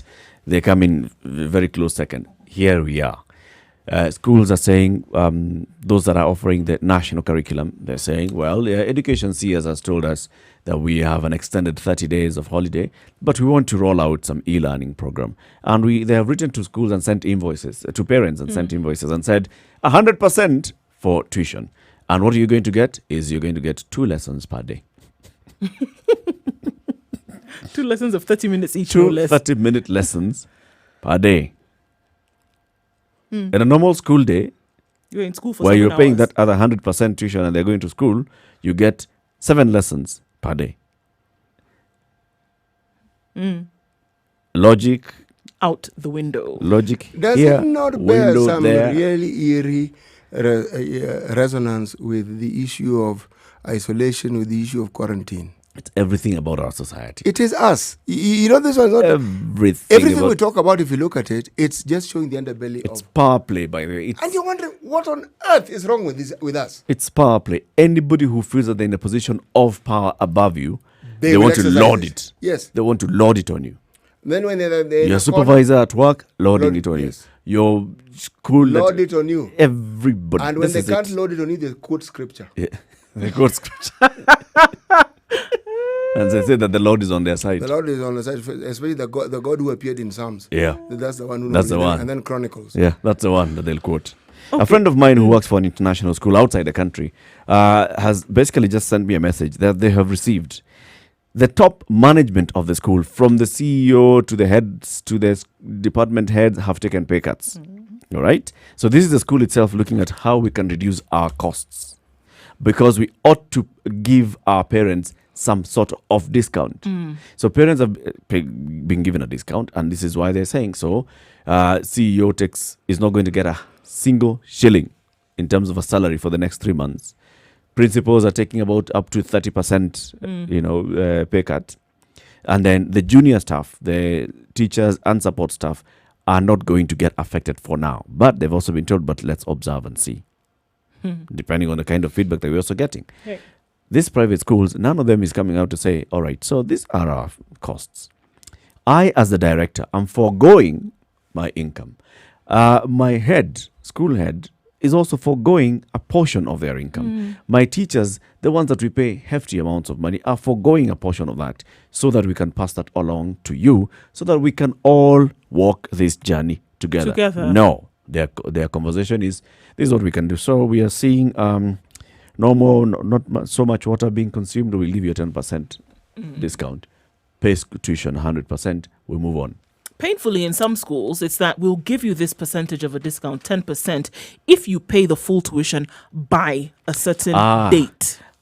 The discount is applicable. The discount is conditional. That discount exists. It didn't It's already there. It has always existed. Has always been there. Then they go further to say that we'll offer you a Sibling further discount and such. 15% Yes. discount on your sibling, on that student's That has sibling. always been there. It's always been there. So you can't come and say that now it makes a difference or doesn't make a difference. No.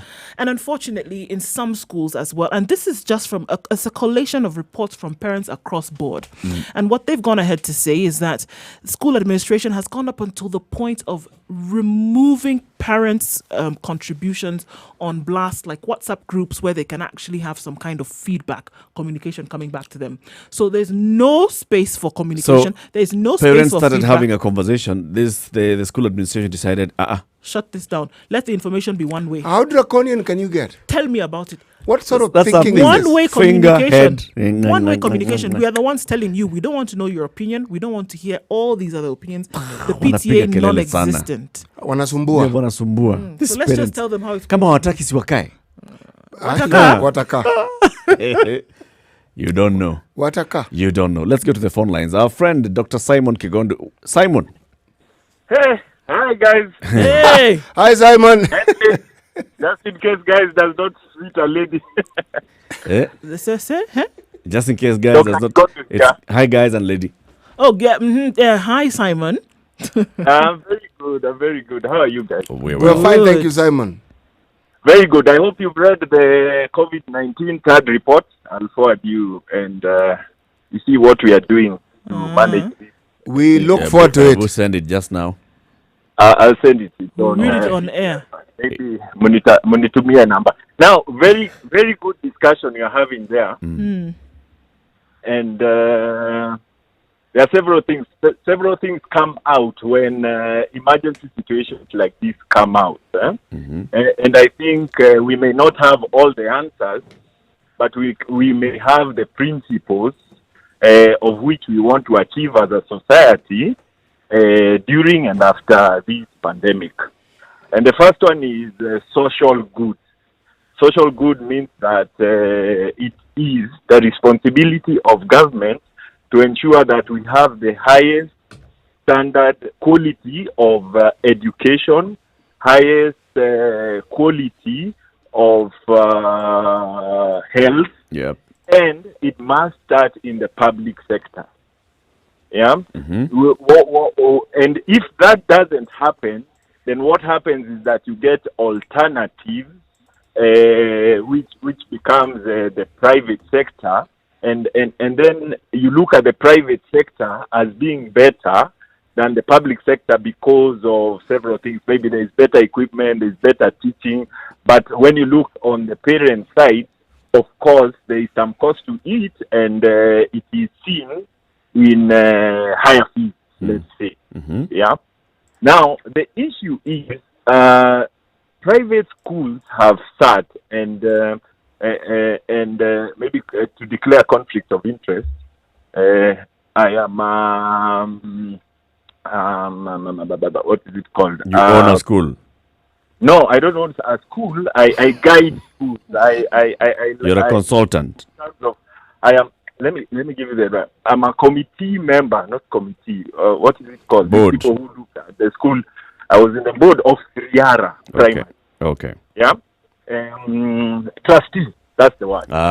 Right. And I became a trustee as a result of having been the chairman of the PTA of Riara. And when I was chairman, we came up with several measures to try to motivate children, to try to motivate the teachers, and to try also see how we can improve the school.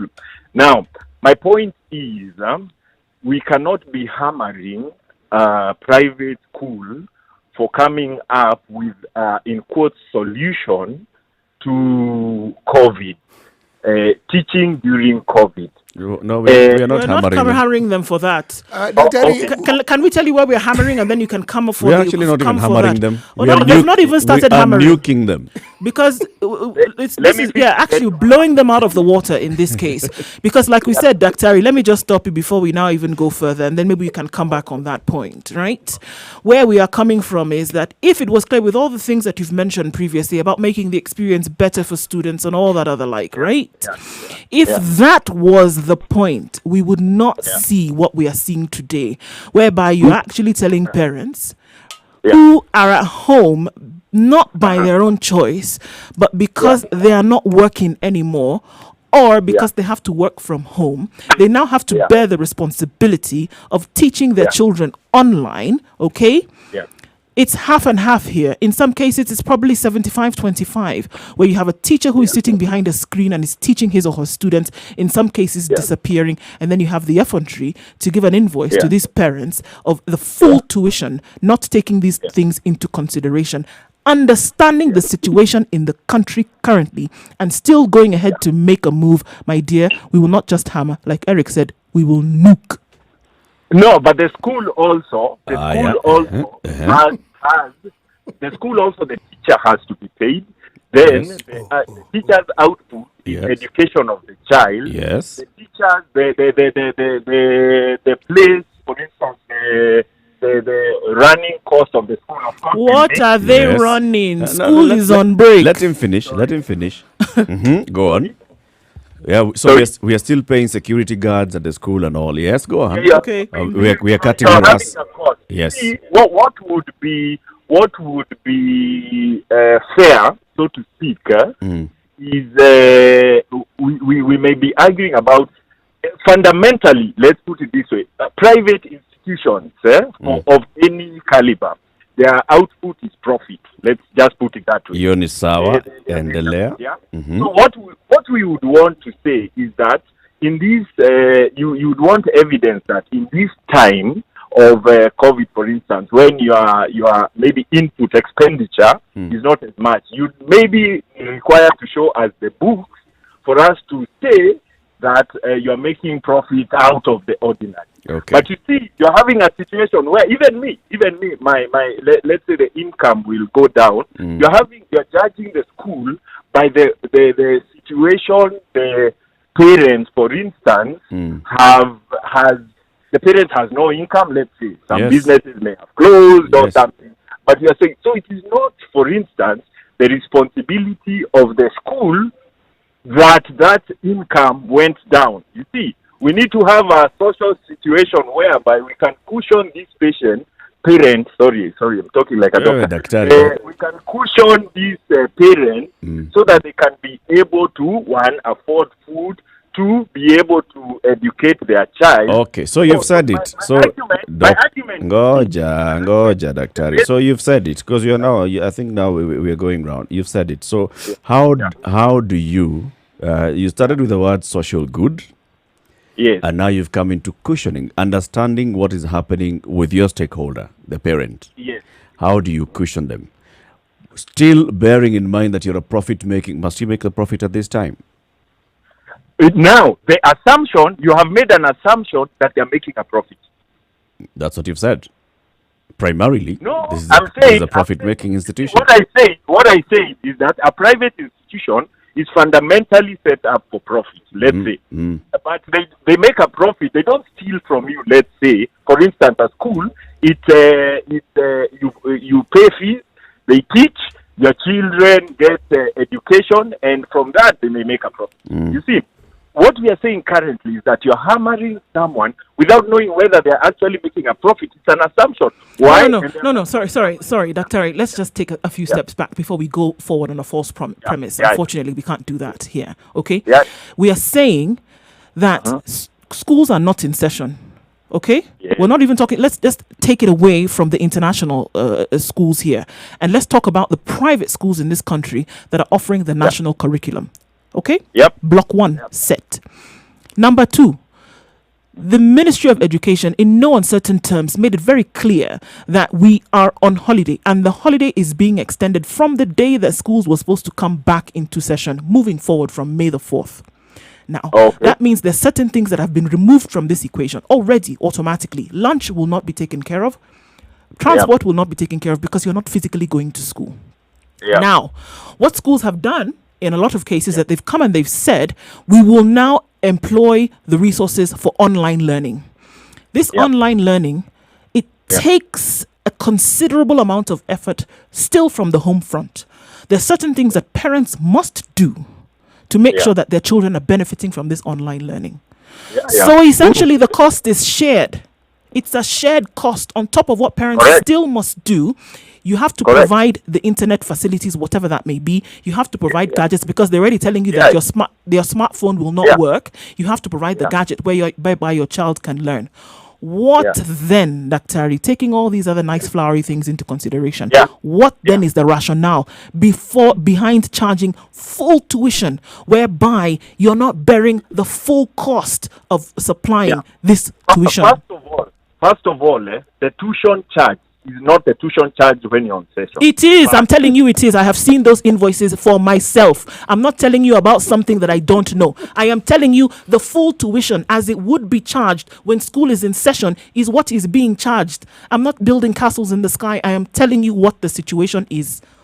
Full. We can pick up the phone now and can call 5 parents randomly and they will tell you the same thing. We can argue on that. No, we're not arguing. I'm telling you the fact as it is. We're not arguing. It's not an argument. That is what it is. So, Daktari, this is her direct experience. You, as a trustee on Riara School, Riara is quoted in the newspaper today saying 13,500 for grade 1 per month. Comes to 40,500 tuition for 3 months. Is that full tuition for a grade 1 student? Now, I don't know. Do you see now? Let me tell you, it isn't. For a grade 5, I have my daughter in grade 5. Okay. I have my daughter in grade 5. What invoice have you received? Yes. For a grade 5, that would not be the whole tuition. You get my point. It is reduced, is it not, Daktari? It is reduced. Okay. Precisely, and if you go high up, you'll find it is reduced. Yes, it is definitely reduced. Now we are not talking about schools that seem to have taken some consideration and determined that there must be a reduction in fees. We're talking about those who have not. Yes, we are specifically talking about those who seem to think it is business as usual when business is not usual. It is definitely I'm also talking about those that say that they have given a reduction, but that reduction is not in tandem with reality. Yes. When you give a 10% reduction, and the majority of the parent population is telling you that we have lost over 50% of our income. Well, you are not being in touch with reality. Yes, and what I'm saying is that we may argue that, for instance, 10% is not in touch with reality, but it is not the function of the school to argue for you. The argument is not that the reduction is that. Does that school want to continue doing business with these parents or not? Continue having students in their school when COVID is over? Is this not the time where you should be setting things in place that will make parents and other stakeholders actually quite aware that you actually care for the education of their children? That's the same argument, Daktari, that tenants are having with their landlords. Yes. When a landlord says, I don't care, it's none of my business that you lost your job. You figure it out. You figure it out and pay my rent. They'll figure it out. That's not my landlord. Sorry. That's the kind of argument that we're also saying that's a wrong premise of an argument. It will not hold water. You cannot say, I am not responsible for the loss of your sink. income and therefore I don't care. You go and figure it yourself out. What I am saying is that we must be factual, because we may just be arguing. For instance, I gave you a very good example because Riara is being used as an example, and I'm telling you the fees may have been reduced. And I'm going to come back and I am going to tell you that I am being factual. It is rare that I will open my mouth and say something with information that I do not have in my hand.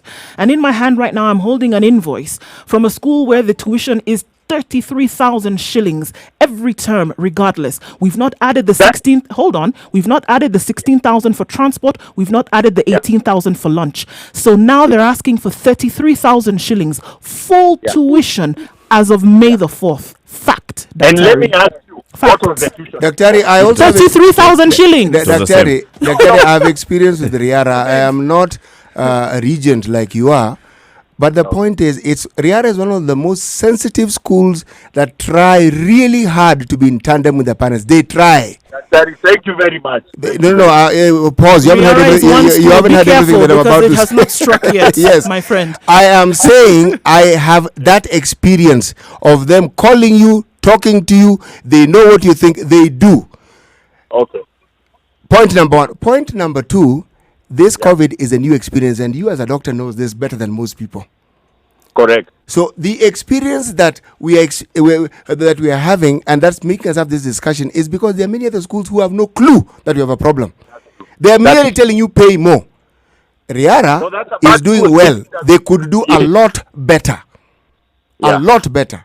And the reason why it is such a popular school is because people have known it to do very well in trying to be in tandem with the parent. They need to take the lead on this one. They're not taking the lead, by the way. And maybe let me give a final take on my final take. This is an ongoing discussion between the parents and the teachers. And people, the parents must actually take the lead in actually asking these questions. And I usually say that the PTA should actually take the lead in even addressing that situation. You see, a school can come out with a ridiculous bill. And therefore, it is up to the parents, leaders, to actually take it up the school. And the school generally... you have redeemed yourself, Dr. Kigondu. Now, well done. Well done. And now the PTA and the PA and everything else needs to get together so that they can take a lead on this one. So some of these unscrupulous school heads should understand that we are in a crisis and they need to be a little sensitive to the parent. The reason why this is becoming national news, Dr. Ari, is because PTAs are pushing back to the school and the schools are not listening. The thing is, as long as a school comes up and says, but I've given you a 10% discount, that should be enough. That is not it. Yeah, at least what you can do, you can send me the schools that are not listening to guide them. But you guide them. Did you say you guide All right, them? I'll send you one. There's a school called Riara. Guide them, please. All right. Parents of Riara school are complaining that the kind of discount they have received is still not enough. So can you guide Riara? I will send you mine. I will send you the before and after. Yeah. Send it. Asante. We'll be waiting. Have a good day. Thank you, Dr. Ari. Let's take a look at weather and then continue this conversation shortly. 0719 012 600.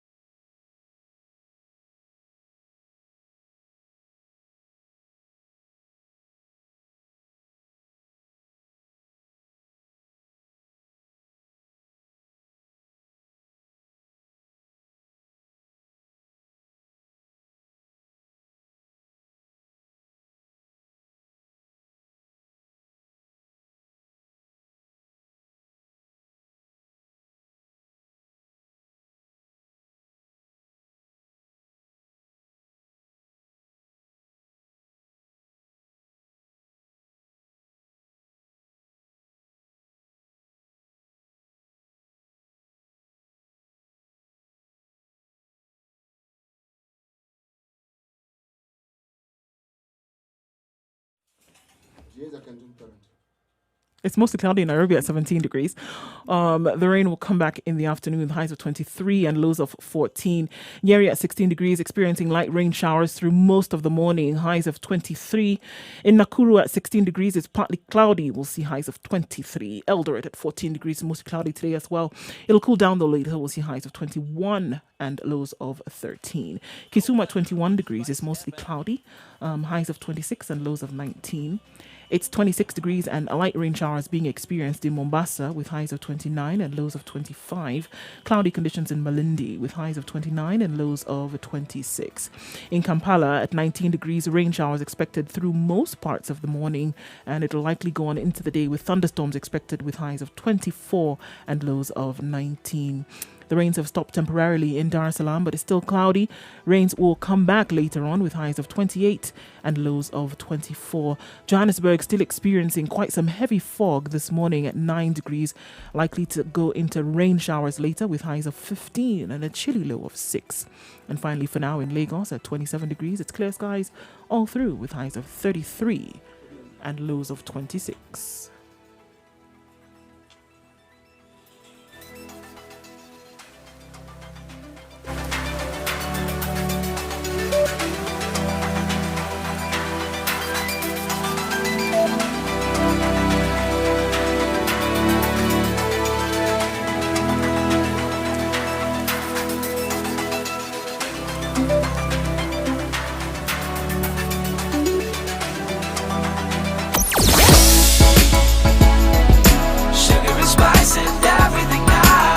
Let's go back to the phone lines. 0719-012-600. Martha calling in from Nairobi. Good morning. Good morning, Mr. Latif, Mr. Muga, and Miss Oko. How are you? Good We are morning, very well, Martha. thank you. Finally, I'm in the situation room. Karibu. Oh, Hallelujah. Karibu. I Karibu wanted sana. to give my contribution, my 2 minutes of fame, Yep. on the discussion on the schools. And I want to focus it specifically on international schools. Okay. To basically say that what a lot of international schools have done is given parents an opportunity to look for alternatives when it comes to schooling. This thing, Mr. Muga, is it funny? It's not funny. Oh, it's actually hilarious. The truth sometimes can be completely hilarious. No, it's Truth very, well told. very- Yes. It's very fortunate or it's very unfortunate. Reason being, parents came collectively for collective action to appeal to schools to say, look, there's a reality going on. Yep. And when you look at, some of the letters that were shared by parents and feedback given by the schools, a lot of the schools, I think one of them being Brookhouse, there's a particular sentence in the letter from the response from the Brookhouse director, which basically says, number one, not all parents are in support of what you're doing. Okay, fine, that could be factual. Number two, it basically implies that some parents are potentially lying and have just used this opportunity to come together to keep more money in their savings while using this current situation to portray a need that they don't necessarily need. I mean, look at Brookhouse letter. Look at Brookhouse letter carefully. And you say it is not funny. It isn't funny. Then you look at a school like Crawford, who basically have come back and said, pay 100% school fees, whether you're doing virtual learning or not. We're not giving you any kind of discount. We think we're giving you an excellent virtual learning platform, so why should we discount it? Which means parents are technically still paying for meals and everything else that they're not physically getting. And they're at home. And they're at home. Even sporting activities. Everything. Maybe except transport, Yeah. which was not included there. Yep. Which I think that, from having conversations with different parents, what has happened is parents are looking for other alternatives. The virtual learning is not as bad as people may think. You can get used to it, right? So parents are looking at that and saying, you know what? Why don't we look at various options offered when it comes to virtual learning? And let's consider that. Because right now, so many parents are disgruntled in different schools that if I have a child in Brookhouse, there's no way I'm going to move my child to Banda or whatever because they're having their own issues there. Yep. So parents are now saying, you know what? Let's consider this virtual platform and use that as a potential option instead of depending on the school. Because as Muga said rightly yesterday, this is a lot of money parents are actually, it's an investment that parents are putting down for school fees. It is. And many of them are actually realizing and saying, excuse me, what exactly is it for? Many parents I also know are looking at the money they've been putting down and asking themselves, okay, I'm in a school that focuses on academics, but my child really isn't an academic person. They're more on creative arts. Right. Why am I spending $6,000 a term when I can take my child to a school where they can climb up trees and feel the ground and, and pay $1,000 for that? So I think it's presented an opportunity for parents to actually sit back, reflect, and come to the realization that it's never that serious when it comes to some of these schools. Indeed. And it's also a business opportunity for others who will come up with their own platforms where they start offering this tuition. There you go. There you go. And it doesn't make sense for me to tell me I'm paying $6,000 a term. Now come and pay $4,000 a term, but you sit with your child and you help them. I mean, why should I embarrass out myself? exactly, and you won't do anything else. Become the assistant when I'm teacher. paying you $4,000 a term. Yep. I'm not a teacher. That's not what I was trained to do. I'm paying this money to people who actually went for this specific training. Right. So how do you come to me to tell me, oh, it's just 20%? Anyway, you'll survive. You have that money. We know you have that money. Simply because you want to put money in your stakeholders' pockets, right? And you don't want... Everybody needs to take a hit. One of your callers called in yesterday about the restaurants and said everybody needs to take a hit. I think Kagwe had made it clear when it came to the Matatu, saying you can't increase the fares. This is a time where everybody is feeling the pinch. So everybody must take the hit. Martha, That's my contribution. Have a lovely day. You have taken some very, very good 2 minutes of airtime to drive some very good sense. Points. Thank you. Thanks for the opportunity. Have a good day. Oh, thank you for calling in. Thank and you, thank you Martha. for the reality check. Mwangi in Mombasa. Yes. Hi, Eric. Hello, how are you? Very fine. Hi to the team. Hi, good Hello, morning. Mwangi. Now, I just want to give an example of a school in Mombasa called West Oshwa School. This school have refused to take the heat also. And What are they saying? They want 100%. The only discount they're giving to parents is 5,000. 5,000. 5,000 shillings. What's the normal school fees per term? It's 98,000 shillings. Oh, okay. So from 98 to Now, they're serving 93,000. us lunch. Yeah, 98,000. That's a Per significant kid. drop. I have 3 boys there. And they're only giving us discount of 5,000 shillings. Yeah. This school is saving on the pool. They're not using any chemical now on the pool. Yep. They're saving on electricity. They're saving on fuel. They're saving on lunch. You see? And yet, And like my wife had... what's their justification? When they say that we cannot go below 93,000, what is it that they're saying? They're Why? not saying anything. They're just undermanned. Take it or leave it. Take it or leave it. And you see, this school belongs to the share community. Share community normally pays 50%. So they don't feel the heat. Yep. But the Ngozi Nyeusi like us, we are being hit left, right and center. You're the one that keeps the school running. We keep the school running. Now, about 250 parents have come together, formed a WhatsApp group. Now, we are being labeled as Yeah, you're the rebels. we are the rebels. And you're telling the principal, talk to the parents, listen to our needs. Everybody now is feeling the heat, Yep. but they don't want to. This being I a think community the- school, I'm also imagining it's also not for profit. It's The not way a- the way it exactly. was set up, it's a not-for-profit school. Basically, it's a Exactly. community school. It should be able to be helping members of the community, and now the rest of the people who are not part of this community are coming in to help sustain the school in terms of paying school fees as well. Exactly. So I feel your pain. 3 children in that school, and you are told the only discount we're going to give you in totality is 15,000 15,000 shillings. shillings. 398,000 shillings that I'm paying. Pole sana Mwangi. It is very painful. And I think that discussion is very healthy, and we need to take it further. What are you doing now as the parents have come together? What is it that you're doing? How are you agitating? No, we've tried to, we even seeking legal advice. Okay. One of the parents is a lawyer, and we are thinking of going the legal way. Taking that route now. Yes. We wish you all the best, Mwangi. Thank you so much, Eric. Asante. Have a lovely day. Cheers. You too. David in Nakuru, good morning. Good morning, Mr. Eric, and City Muga. Good morning, Good David. morning to you, David. Good morning. May God bless you. May God preserve you. May God grant you good health for the good work you are doing. Amen. Please repeat those blessings again. May God bless you. Thank you. May God give you good health Thank you. and long life Thank for you. the good work you are doing. Now, mine is another topic. Because thank you for welcoming the station room. I play the hard truth. Now, Dr. William Ruto, PhD, the Deputy President of Kenya. Now he says, you see what, Eric, the Holy Bible has got express advice for mankind. Remove a log in your eye before you speak against a speck in your neighbor's eye. Dr. Ruto, of late has been practicing anti-Bible talk. Before COVID, has been traversing all the country, abusing Prime Minister, former Prime Minister. Then Muganga is a witch. Now, of late has been abusing, even asserting the role of presidency, even abusing the president and his men. These are Wakoras. Now, of late, he's now quoting the Bible.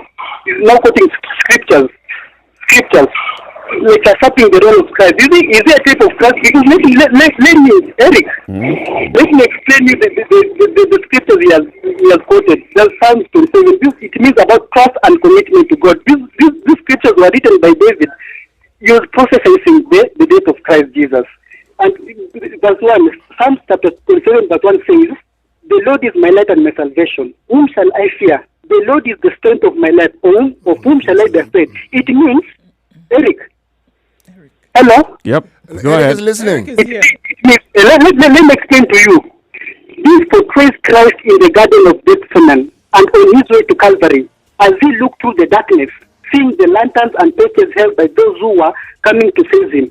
His heart sang for the quiet confidence of an assured faith. Verse 2, "When the wicked, even my enemies and my foes, came upon me to eat up my flesh, they stumbled and fell." It means, Eric, this pertains to the scholars who came to arrest Jesus in the Garden of Gethsemane. Jesus asked them, "Whom do you seek?" They answered, "Jesus of Nazareth."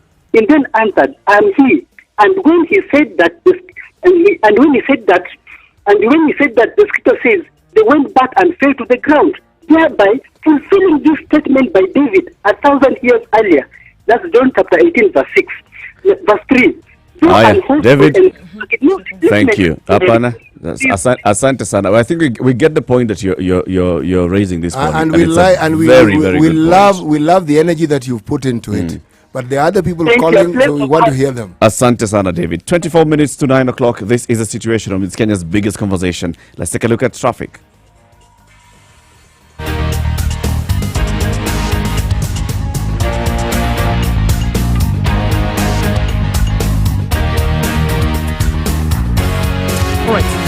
Let's tell you where it's looking really good in case your journey seems to want to take you the outer ring road. Kayole Kariobangi roundabout right there via Mama Lucy. Everything looks good there.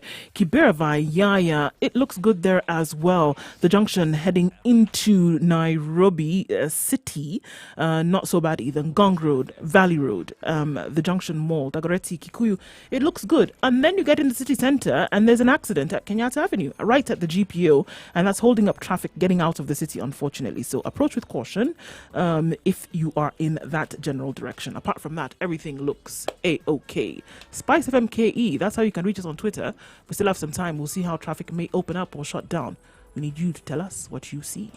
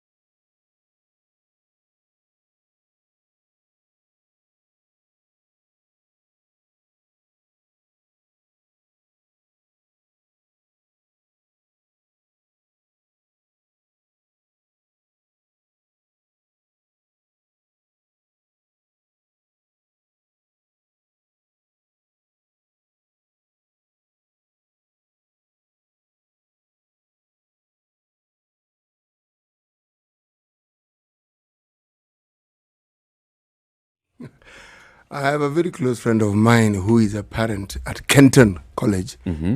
3 children. 3 children at Kenton. Yep, 3 children. So essentially, he pays 1.9 million shillings a term. Yes, pays 1.9. Invests in his children. Invests in his children. He believes in investing seriously in his children's education. All right. Now they've been writing letters. He himself wrote letters. Parents have written letters, and the letters were to ask the school to reduce the fees from a miserable 20%, and said, please give us 50%. Teachers are being paid 100%. What they've done is they did their own research, and they realized that the survey shows by parents that there's a 60% reduction in class time. So they're asking, folks, let's be rational about this and There's ask. a 60% reduction. So there should be a 60% in class time, yes. So reduction they're saying, guys, we're talking rationally. Can we find a middle ground to this? Because this 20%, what is the logic behind the 20%? And no one is explaining the logic behind the 20%. Now, So they've gotten only a 20% they've gotten 20% discount. Yes. And yet they're dealing, teachers are being paid 100% salary, and the learning time in class has been reduced by 60%. by 60%. So they're learning by 40%. They're saying, surely, if we look at these figures... And there are some members of staff that are also not actually putting in 100% of their work. No, they are not. A PE teacher. Not some parents, not some teachers, man. The question is asked is which teachers are putting in 100%. Yeah. You need to look at their function, ask, are these functions viable? And they're saying that the answer is no. They are not doing anything that they're required to. And if they are, it may amount to something like 1 week's work. Yeah. So the question they're asking is, why are we paying full fees? Now, remember, these are parents who've been paying fees faithfully. They've never kicked a fuss. Yep.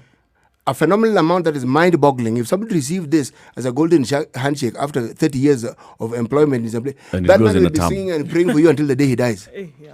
Now, someone has decided to invest this amount of money Per term.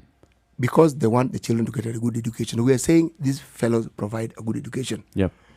Never kicked a fuss, always paid They close always to 4 pay, million they've been shillings paying. every We've year. never heard of such Close issues. to 4 million shillings Look, for they your 3 even children. allows parents sometimes to have a fee payment plan. Yeah. Yeah.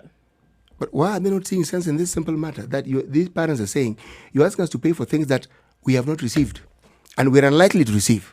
So what are we paying for? And by the time you see parents going into that deep study of saying, what exactly are we paying for? They've never done this before. It hasn't been No, done but they before. have not needed It's to do it. because of where they're coming from. They're saying, I Martha really say? cannot afford. What did Martha say? Here is an opportunity where many parents are now saying, actually, you know what? We can actually find an alternative.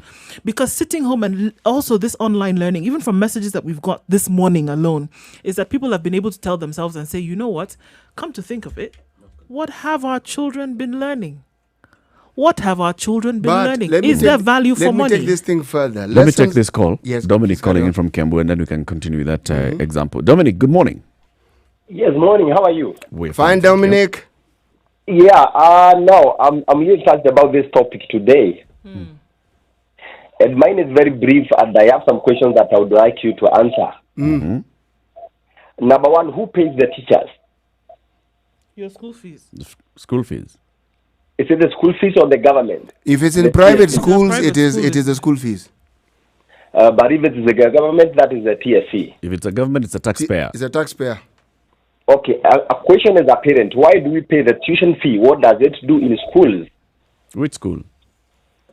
Whether in a private or in a Public. public. In many cases, We- in public schools, in primary, when Right. they talk about free education, they talk about a highly subsidized tuition. But now you pay for Right. for the other stuff. But we pay this money so that it can cater for the kids who are in school. Now, my kids are not in school. And if I put myself in the shoes of the parents who are in the up countries, of whom at least maybe 60 or 70% cannot access the internet, the kids are not in school. Why are you asking me to pay the school fees for the whole term? Yep. The value for money, what have you provided to my kids so that I can pay back? Yep. Because I'm paying the school fees so that you can also extend some knowledge to my kids. And now they're not getting Or it. if there are amenities that they are using in school, if there are bills, there are electricity bills, there are cleaners who are supposed to be paid, they are not there, they are not cleaning, the lights are off, so you cannot tell me there are bills to pay, the water is not running in school, there are no bills to pay. Why are you asking me to pay 100% of the school fee that was paid before? Yeah. Dominic, if I when may the ask kids you, are in school? Yeah, how many children do you have in school? I have two. Are they in public school or in private school? They are in a private school. What have you been told by your school? Are they asking for fees, and when do they want the fee paid? Okay, so for us, we've had we are yet to have a virtual meeting, but there were some propositions that they could be asking for a full-term school fee. Even without any kind of learning, no virtual, not physical. No virtual, no nothing. So we are asking, why are you asking me to pay this money? I was paying money for services. You have not provided the service, period. Why should I pay anything? Those are good questions. Yeah, and then you see, I think one thing the government is doing, the way I've been observing our government is like they just wake up in the morning, somebody decides something, they air that thing without even thinking of the repercussions of what can go wrong here, what can go wrong there if we put this in place. Yeah. So it's just like somebody just wakes up in the morning and thinks, people need to pay school fees. We need to make money here. And they announce that people pay school fees, but they have not, sat down and, looked into the matter, into details of what can go wrong here. Why should they pay? How many people are accessing these virtual earnings? Because there are some one time I was doing some survey in the rural areas. And you understand there are so many people there who cannot even access a TV. So their kids are just playing in the bushes there. So Sure. I don't understand why they should also pay for the school fees, because they are not on the same pedestal with the people who are maybe in the urban areas who can access internet. Thank you. Good So points, I think David. the government Good should be points, responsible Dominic. for it. Asante sana, Dominic. 0719-012-600. Also, you can contribute via social media handles. Spice FM KE, Facebook, Twitter, Instagram. And you'll be looking at what comments are coming in. City, go ahead. What I was told further by my friend is that the so-called e-learning that they're doing is through Zoom, the free variety. Yeah. All right? So you're not paying a license Yes, fee. and there was some 2 weeks there where children were not in school at all. No one wants to address this issue. But significantly, with that Zoom learning, you're not learning French, you're not learning Kiswahili, you're not learning history. 3 subjects are not included. Why? They are not included in that e-platform. Why? If you're doing Zoom and there's a teacher, so the teacher cannot This speak is the online? point that they're raising, and they're saying, Je ne sais quoi, le français online. What, Eric, let me add my 3.5 cents of French. Oui. Oui or no? Oui. I'm not going beyond that. Oui, I know means yes. So anything else that I cannot understand, I'm not even going to even try and utter. But the questions they're raising are valid ones. They're saying, folks, the fees we pay is for this amount of learning, for this number of subjects. So let's address it. Ridiculous. I've never been a dooms. You've not been a naysayer. There, I've never been. But this one, I am going to tell you that schools are going to find themselves in some serious problems in the next 6 months if this is the stance that they have taken. This is the attitude. Oh, yeah. And if it's the attitude that they're going to continue employing, they're going to find themselves in a very, very difficult situation in the next 6 months because there will be a mass exodus. People will find other options which they think are not available, my friend. They are available. And they're going to be offering discounts which nobody will want at that Nobody time. will want at that time, because now is the time for you to show that you're really vested in the interests of these children that we've brought to you as stakeholders, right? This is the opportunity to show really how serious you are about the education of children vis-a-vis the chance to get more money and being a profiteering institution. This is the opportunity that you have. And you're showing, if anything, the complete opposite. So when push comes to shove, parents are going to remove their children and look for better options, because for a lot of cases, for a lot of parents, in the instance, it was not about the money in paying this fee. It was about the value that you're getting in terms of an education for your child. But now it is clear that these institutions are putting money above everything else. And also in a operating with time the where assumption everybody, that everybody this just is a has to throw and partnership. toss about. We've gotten into a partnership. I'm paying you, yes. You're taking my child, yes. But it's a partnership to have my child get a good education. And it is a business. Exactly. And it's a business. It is a business. Yeah. Now, there's a board that normally manages such businesses. In this particular institution, they've gone into hiding. They're letting the school administration. School administration cannot manage policy. They simply implement policy. So Kenton board gone. I can't find said them. there is another one who said that WhatsApp groups by teachers were formed because, I mean, we're in a new age of communication now, and so we need to get with the times. WhatsApp groups were formed per class. School administration said it should be one-way communication. Parents cannot be involved in the communication. It should be teacher, No way. parents. Where do There some- is no PTA because the parents joined, the school head joined the group, came, said what he wanted to say, and left the group and said he's not interested in hearing what parents have to say. And you want us to come tomorrow and pay you school fees? Eric, do You're dreaming. you read and see impunity here? The Absolute cartels have direct come to impunity. schools. Mwalimu Irongo Amos in Kisii. Oh, yes. Good morning. Good morning to you. Good morning, the rest of the crew. The rest Good of morning, the crew Mwalimu. greets you. First, allow me to appreciate you people. You have really exhausted this thing, and I think whoever is listening has heard. I hope so. Now, I want to make one contribution. Najua kuna hii tabia ya Wakenya tuko nayo, and the Matiang'i said it one time, how much money can I make from this?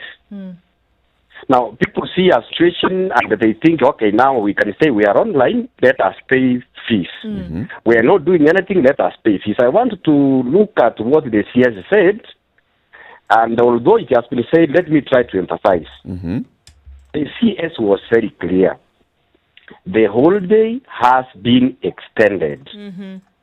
Secondly, he said, no child will lose what they should have covered, meaning we shall find a way of covering what has been lost, what has not been covered. So all these other things we are hearing about, pay 3,000, Online pay learning. full fee. As someone who has just left said, let the CS come out again and address this matter. Of course, he may not be able to fix the problems in private schools, but let him tell the parents that once the period probably for learning is extended on account of what we have lost, it will then be good for them to see the sense of paying full fees then. But as things stand now, let us be allowed to deal with the problems coming with the COVID-19 lockdown, know what is being done by so many people, and wait until such a time that schools have been reopened. Thank you. I love you guys. Asante sana. Asante sana Mwalimu. We love you back.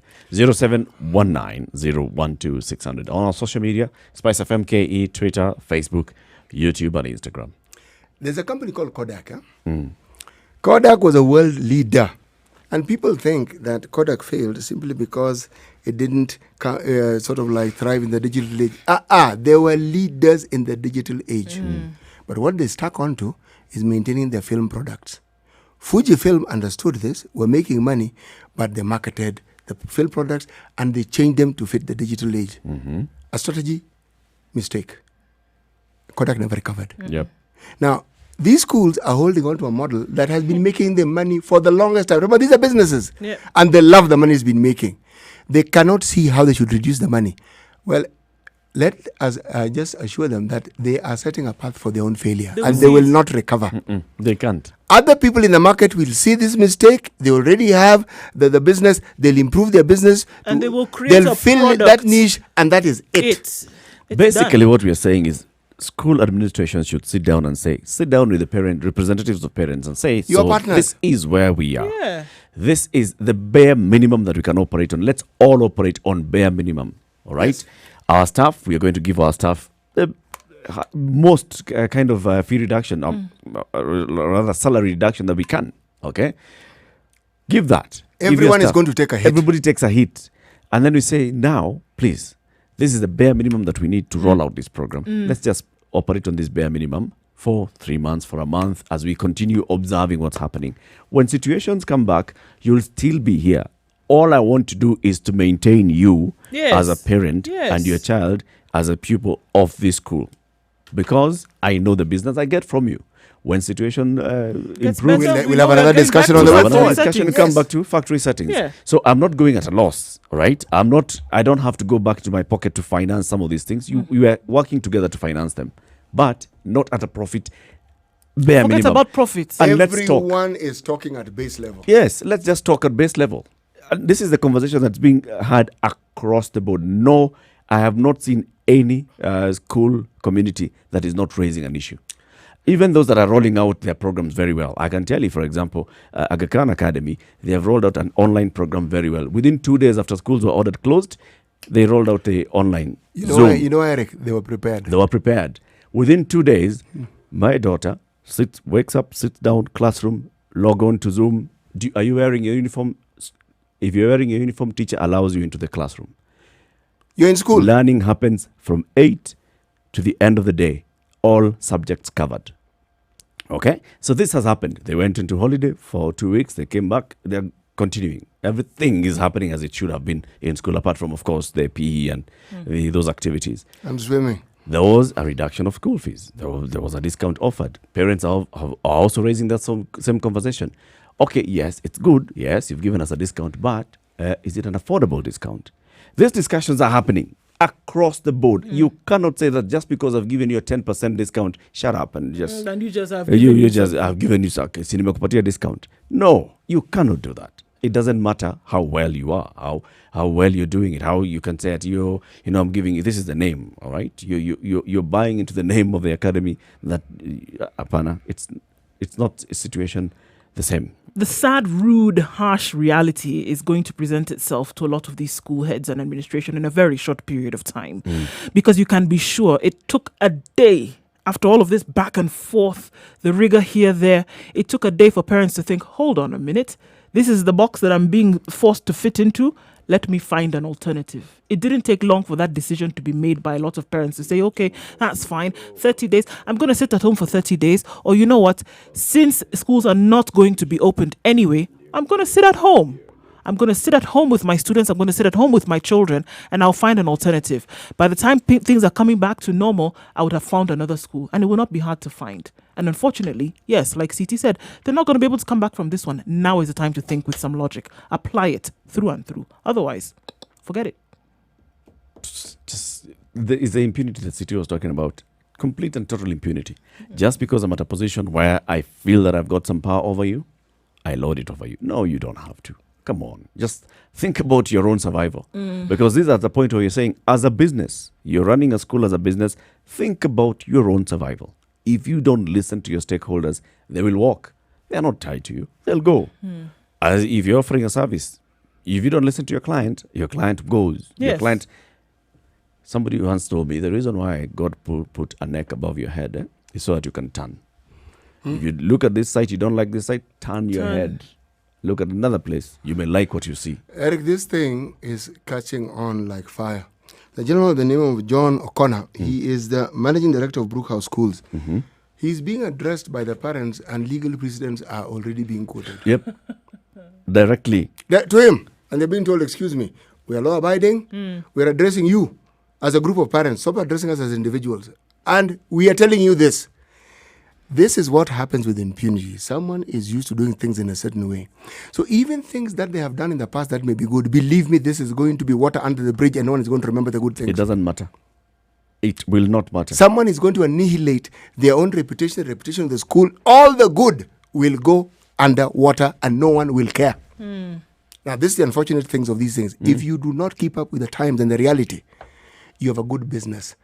Look into the means of ensuring you maintain that good business by speaking directly and honestly to your partners. These are your parents who have children in your school. 168 parents of Brookhouse have basically just appended their signatures and said, look, we are asking for up to 60% discount in school fees.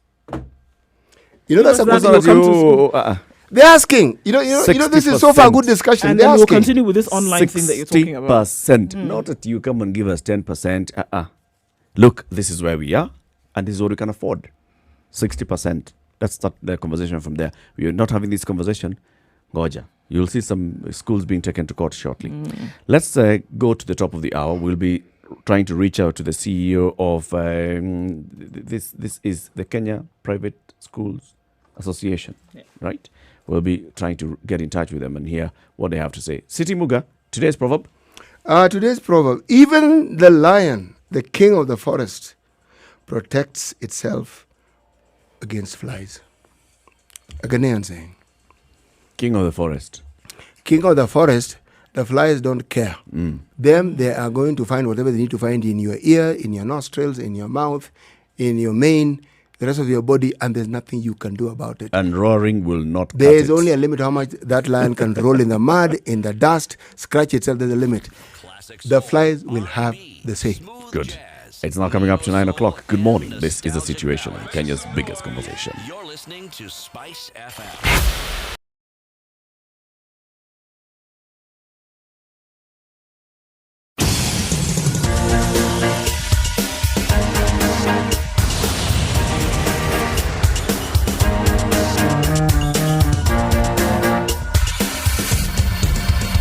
Okay, so has it changed? Not really. A little bit of still now an issue on outer ring and trying to get into the city, but it looks okay. It's not too bad. Really, traffic is not a problem this Wednesday morning. Right in the middle of the week, we expected that maybe we'll pick up a little bit, but no, it seems to be dying out. Unless something major is happening, then do let us know. Spice FMKE, read us on Twitter. But now it looks really good, folks.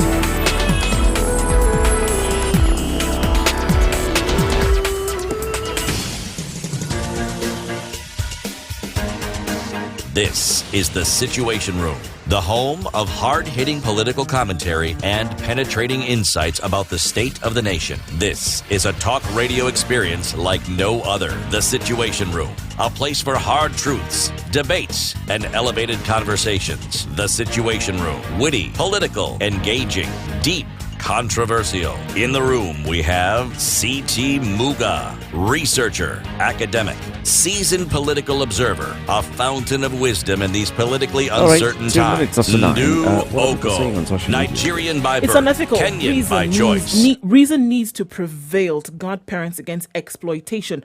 What necessitates the school fees payment, according to Brian? It doesn't make sense that parents are being asked to pay for something that is at best half cake being given to students when it comes to learning. All right. Judy also says that it doesn't make again, another one that doesn't make sense right here, where parents are being asked to pay full tuition, and what we can see in the offering is not value for money. Value for money is something that should be made absolutely paramount when this is coming. It's not necessarily that we don't mind paying.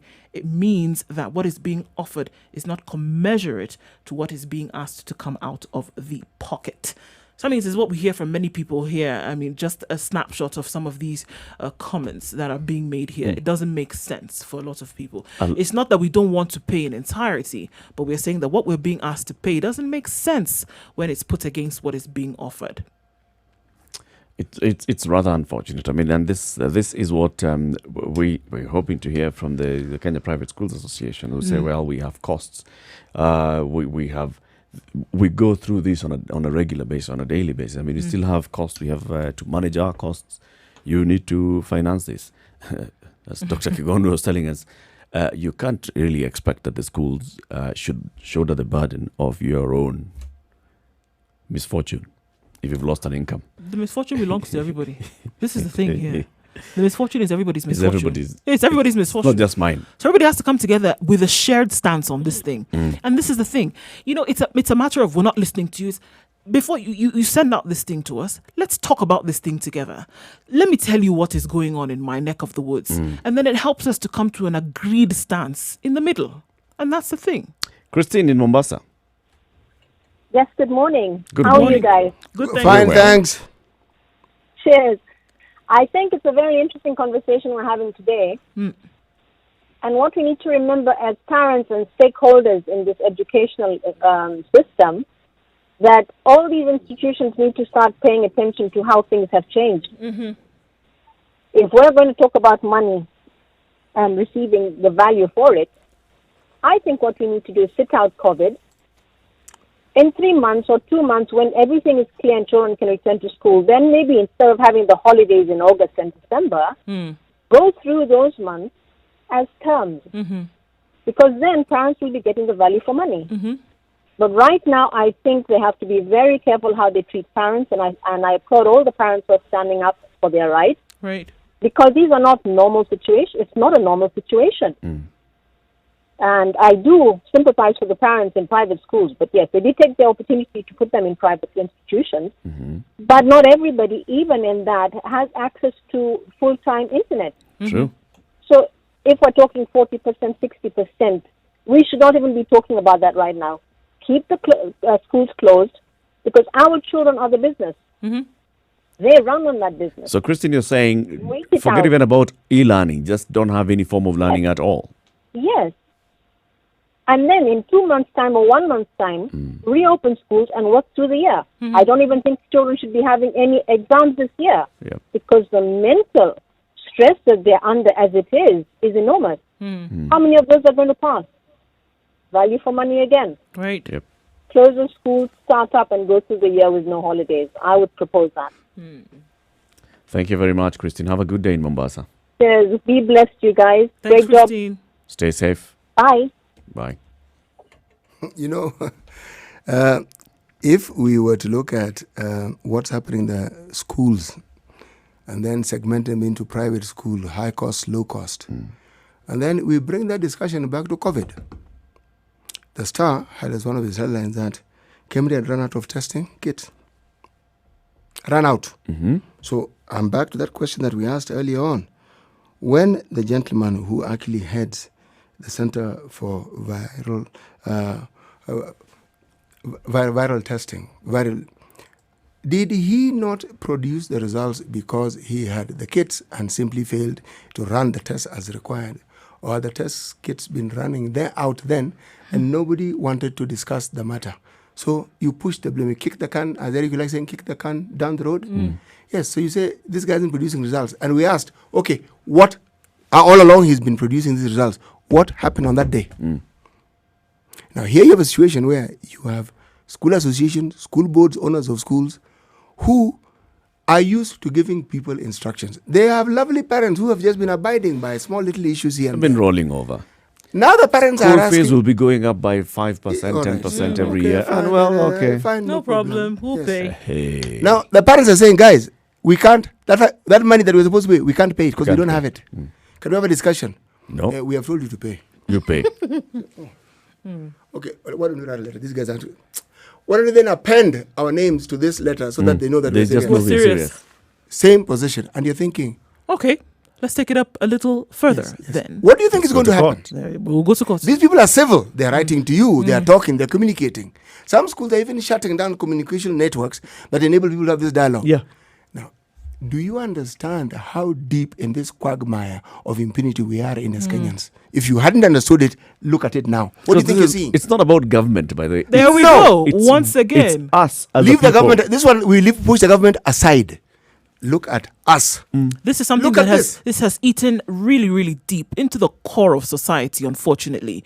That impunity is something that will be called something else, so much so that it has come in, it has taken root until it's not even recognizable as an impunity It's anymore. normal. It's normal. It's been normalized, and it is not normal for this kind of thing to continue happening.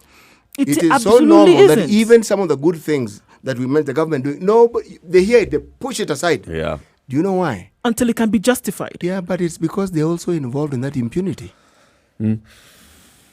Yep. Play a part in it. They play a part in it. So how can they see themselves as being wrong? If you're people quoting scripture willy-nilly for you, nicely, accurately, nothing wrong. And they And can't saying that they're playing victim. yes. Playing Reading the victim. Bible with In one a hand game and that your they hand is participated in for the longest And time. and your though my hand is in the enemies- cookie jar. The right hand is in the cookie jar. The Bible is in the other. And they're telling you, those of you whose hands are in the cookie jar, this is the wrath you'll This is face, the wrath. Yeah. brother. Excuse me, just look to your Yes, right. a little to the left. Yes. Right. Those people. Lucy, Yes, hi. how are you? Hi. I'm well, thank you. How is the team doing? We are well, thank Very well. you. All right. Now, I would like to contribute to today's discussion. about the school fee. Yes, go ahead. And I've been listening to you all morning. And I'm surprised that most parents calling in, including yourselves, you're saying that parents are partners in these schools. One thing I believe is that these schools are businesses, right? Yes. And the only way you can know that you're not a partner is when you don't pay your full fee. Your child shall not attend school. Now, what am I saying? If right now the kids are at home, these schools have been making profit all this time. They have never disclosed to the parents, and this is in reference to the private schools, they have never disclosed to the parents how much profit they make. Yep. Right. So on a bad month, like COVID month, surely, well, they would not want to meet their operational costs, pay their watchmen, pay their cleaners, right? But they want the parent who has a kid at home to pay for them. Yet, all this time, these parents have been supporting paying. these schools. Yep. Have been paying. So you cannot tell me to pay for you to pay your cleaner, for you to pay your driver, yet I have my child at home. Right. Because I pay for services. When I bring my child back to school, charge me for what my child consumes. Yep. That's how business is operating. We'll move into The same having thing- education like a token. You pay, you consume. Yeah. Prepaid. You pay, you consume. No, but Like the actually, people- we already have that situation. Fees is paid in advance. This is a bit different. You know, a token is where you pay for 5 units, you consume 5 units. Ikisha, you sort. No, what I mean to say is, you cannot charge me for fees, yet my child is not receiving any services from True. you. Yes. And even if, yes, it's not a token per se, fees is paid in blocks of 3 months, Yep. which is a term. Right? So what I'm saying is, I think the private schools are jumping the gun because they should wait until we hear what is the government directive in all this. Yep. We don't know how many months this COVID thing is going to run.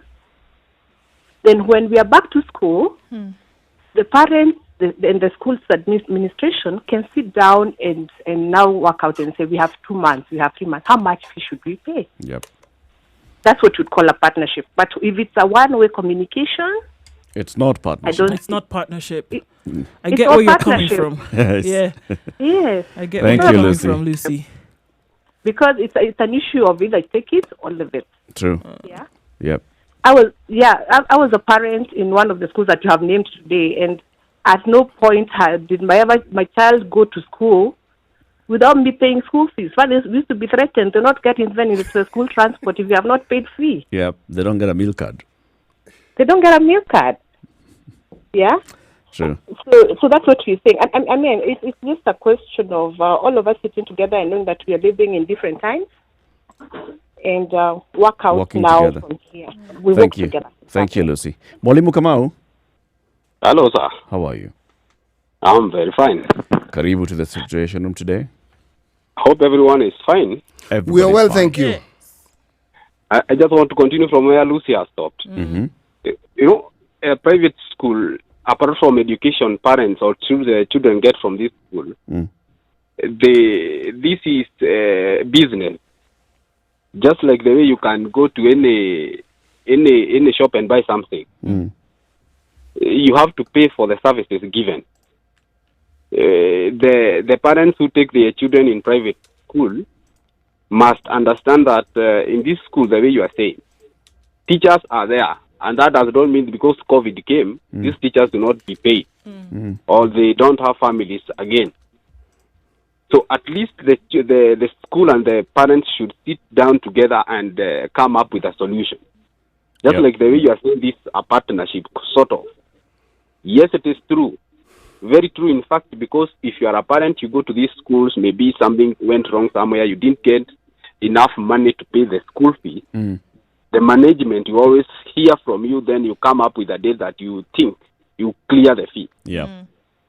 Just like the way now things are, I think the parents should also do the same together with the school management, because the school will still continue after COVID. But on the other side, the private school, they fear losing parents. Because when you push them too much, then that means they will see you have no heart. Yeah, true. And so most likely the owners of this private school are the ones who lose by the end of the day. The biggest losers will be the school. Yeah, the school will lose because the parents have nothing to lose because the parents can go to any other school. Schools are very many. True. They can also join public. Thank you very much, Mwalimu. Just as in Mombasa. Hey, good morning. Good morning to you. Good morning. I'm not a fan of these private schools as such, but let me be on their side today. Okay. We may end up confusing legal issues and moral issues. Impunity is a legal term. In other words, they are breaking the law. But these guys are not breaking any law. They are having private contracts, especially private schools having supplier, buyer, seller contracts. Now, when you go to a school like, say, St. Mary's, you are not buying just tuition for your kid. You are buying the social status. You are buying the networks. You are buying the name. And we need to value that as well. So as the schools charge this, they are putting all these together, and then they are charging them. They are not charging the fact that your kids are at home. They are demanding that they are also requiring you to pay for the continued association with that name. It's called a brand. Okay. Every brand has a value. So in that case, as we make the discussion about whether your kids are at home or not, they are still St. Mary's kids. They are still these schools' kids. And they are going around with that social status. That is what these private big schools are also selling. The second bit, going back again to the issue of morals, I could be guilty as well, but one of the segments of our community of Kenya which has let us down severally is the middle class. The middle class rolls over so long as they have a deal, they have an advantage. They'll roll over and do anything. Remember the stealing of exams. Where did it begin from? It's not the poor parents in the villages who are buying exams for their kids. It's us in the middle. So if this opportunity presents for those who can pay so that some of us can be left behind, I assure you some of us are going to take it and we are going to leave others behind.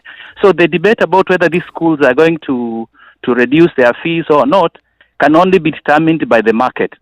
And the market not necessarily, sir. Not the government. If you look at the way schools are run, it has to be in tandem with the Constitution of Kenya. And if you look at the Section 49 of the Basic Education Act, schools must be run in tandem with the Constitution of Kenya. And in particular, the governance must be conformed to Article 20, which speaks of principles of governance, including inclusiveness, equality, non-discrimination, good governance, integrity. These are moral issues. Yes. Public schools.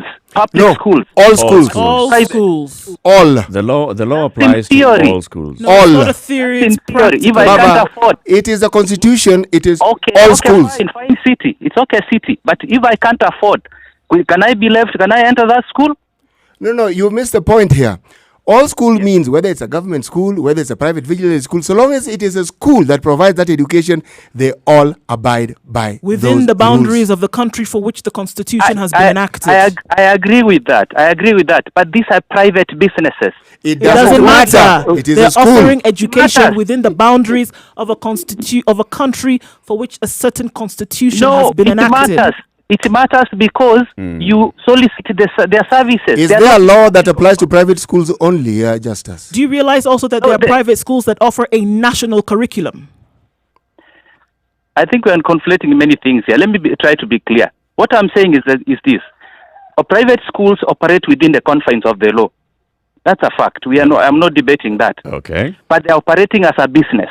Okay. Meaning, they solicit their clients from the market. Yeah, exactly. They are not compelled to take any client who cannot meet their costs. We are together. Compelled. We are together. Yes. Now, Justice. So what I'm saying, the reason I'm saying that this client is talking to the service provider. Yes. This is now where we are saying client and service provider are not in agreement. They are not seeing eye to eye. They are not on the same page. Because service provider is still adamant of charging a high fee for a service, and the client cannot afford this. And you're saying that the the service provider has not broken any law. It's true. The service provider has not broken any law. Okay? Yes. But is the service provider alive to the realities of the day? We are not even talking about whether they should be taken to court. We are talking about, are they alive to the realities of the day? And if you're not alive to that, then you're going to lose your business. That's what I'm saying. The market will teach them. That's what I'm saying. The only opportunity to control them is the market. The conversation we're having today is because that's what the market is doing. The market is basically pushing back to the service provider. And the market is telling the service provider, look, skiza na usikize kwa makini. You're not in tandem with the reality that we have. Yes. That's basically the conversation. And what you're saying is true. The market will determine what happens next. Yes. The warning shot has been fired towards the service provider. Yes. If you're not alive to the realities, this market is moving away from you. Okay. So the high cost schools are kind of in a niche market, isn't it? Yes. So for the market to push back hard, it's not just about their voices. It's about their actions and the opportunities, the exit strategies they may have. What are they? So that's where my skepticism comes in. But we see it emerging. Remember when we suddenly find in the media letters being written, letters being displayed of teachers, not teachers' parents, just teachers having their input or not having it. Then you have parents. Then you have parents' association. You see, the action you're speaking of is actually in play. It's already coming out in a situation where previously you wouldn't find. I mean, you laid that foundation early when you were talking about buying a brand, buying association networks, etc., etc. These would never have in the past come out in the manner in which we're seeing them today. Yep. So there's pushback. There's somebody saying that they're not happy the way things are running based on the fact that the market has provided a certain situation that needs to have people push and pull in a certain direction. And the stakeholders in the same market are also saying, we're not happy with the way things are. Whereas in the past, they would have accepted it and just paid. After all, what is it? An extra couple $100. It doesn't matter. But in this instance, where the market has dictated the parameters within which you'll operate, they are saying it cannot continue that way. I hear what you're saying, just as you're coming from a skeptical point of view that, you guys are going to push back, but you have nowhere else to go. I think that's one end. I think an opportunity will present itself, and it will be an outlet. Just like one of the parents, Martha, called in and said, "Look, this is making people start looking for options. Those options will emerge. There's some clever person who's sitting somewhere and thinking, wait, so parents have no problem with their children learning online. I can provide that platform at a fraction of the cost that they've been paying." In these other international schools, big schools or big brand schools. You know, the concept of market that Justice brought in is the perfect one to have this discussion in. When you consider, look at the private schools that offer the national curriculum and how they have expanded and grown. Not offering the UK system, not offering the GC, no. Kenyan system. And parents, they have not lacked for clients. They have not lacked for customers, and they have not lacked for students. Now, we are saying, if the current situation, which nobody planned for, nobody even quite knows what to do with, called COVID-19, nobody knows when it's going continues to do what it's doing, the very means by which parents took their children to these schools will also be extinguished. So it's a completely new discussion.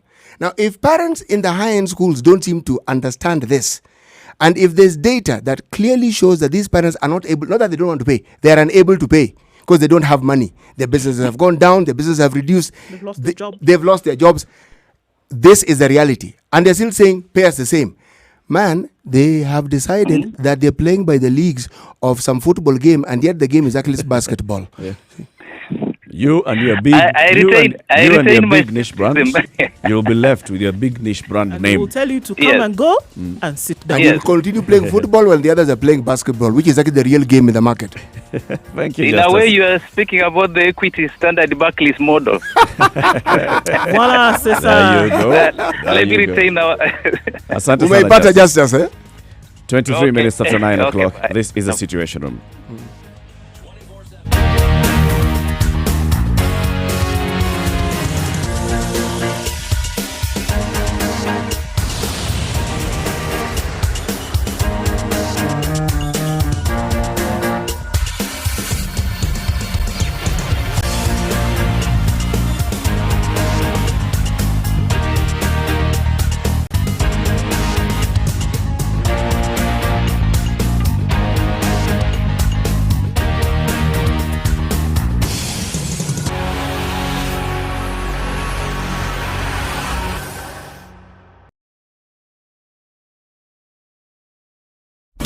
Classic soul, R&B, smooth jazz, neo soul, and nostalgic ballads. Make some noise. Yeah! You're listening to Spice FM.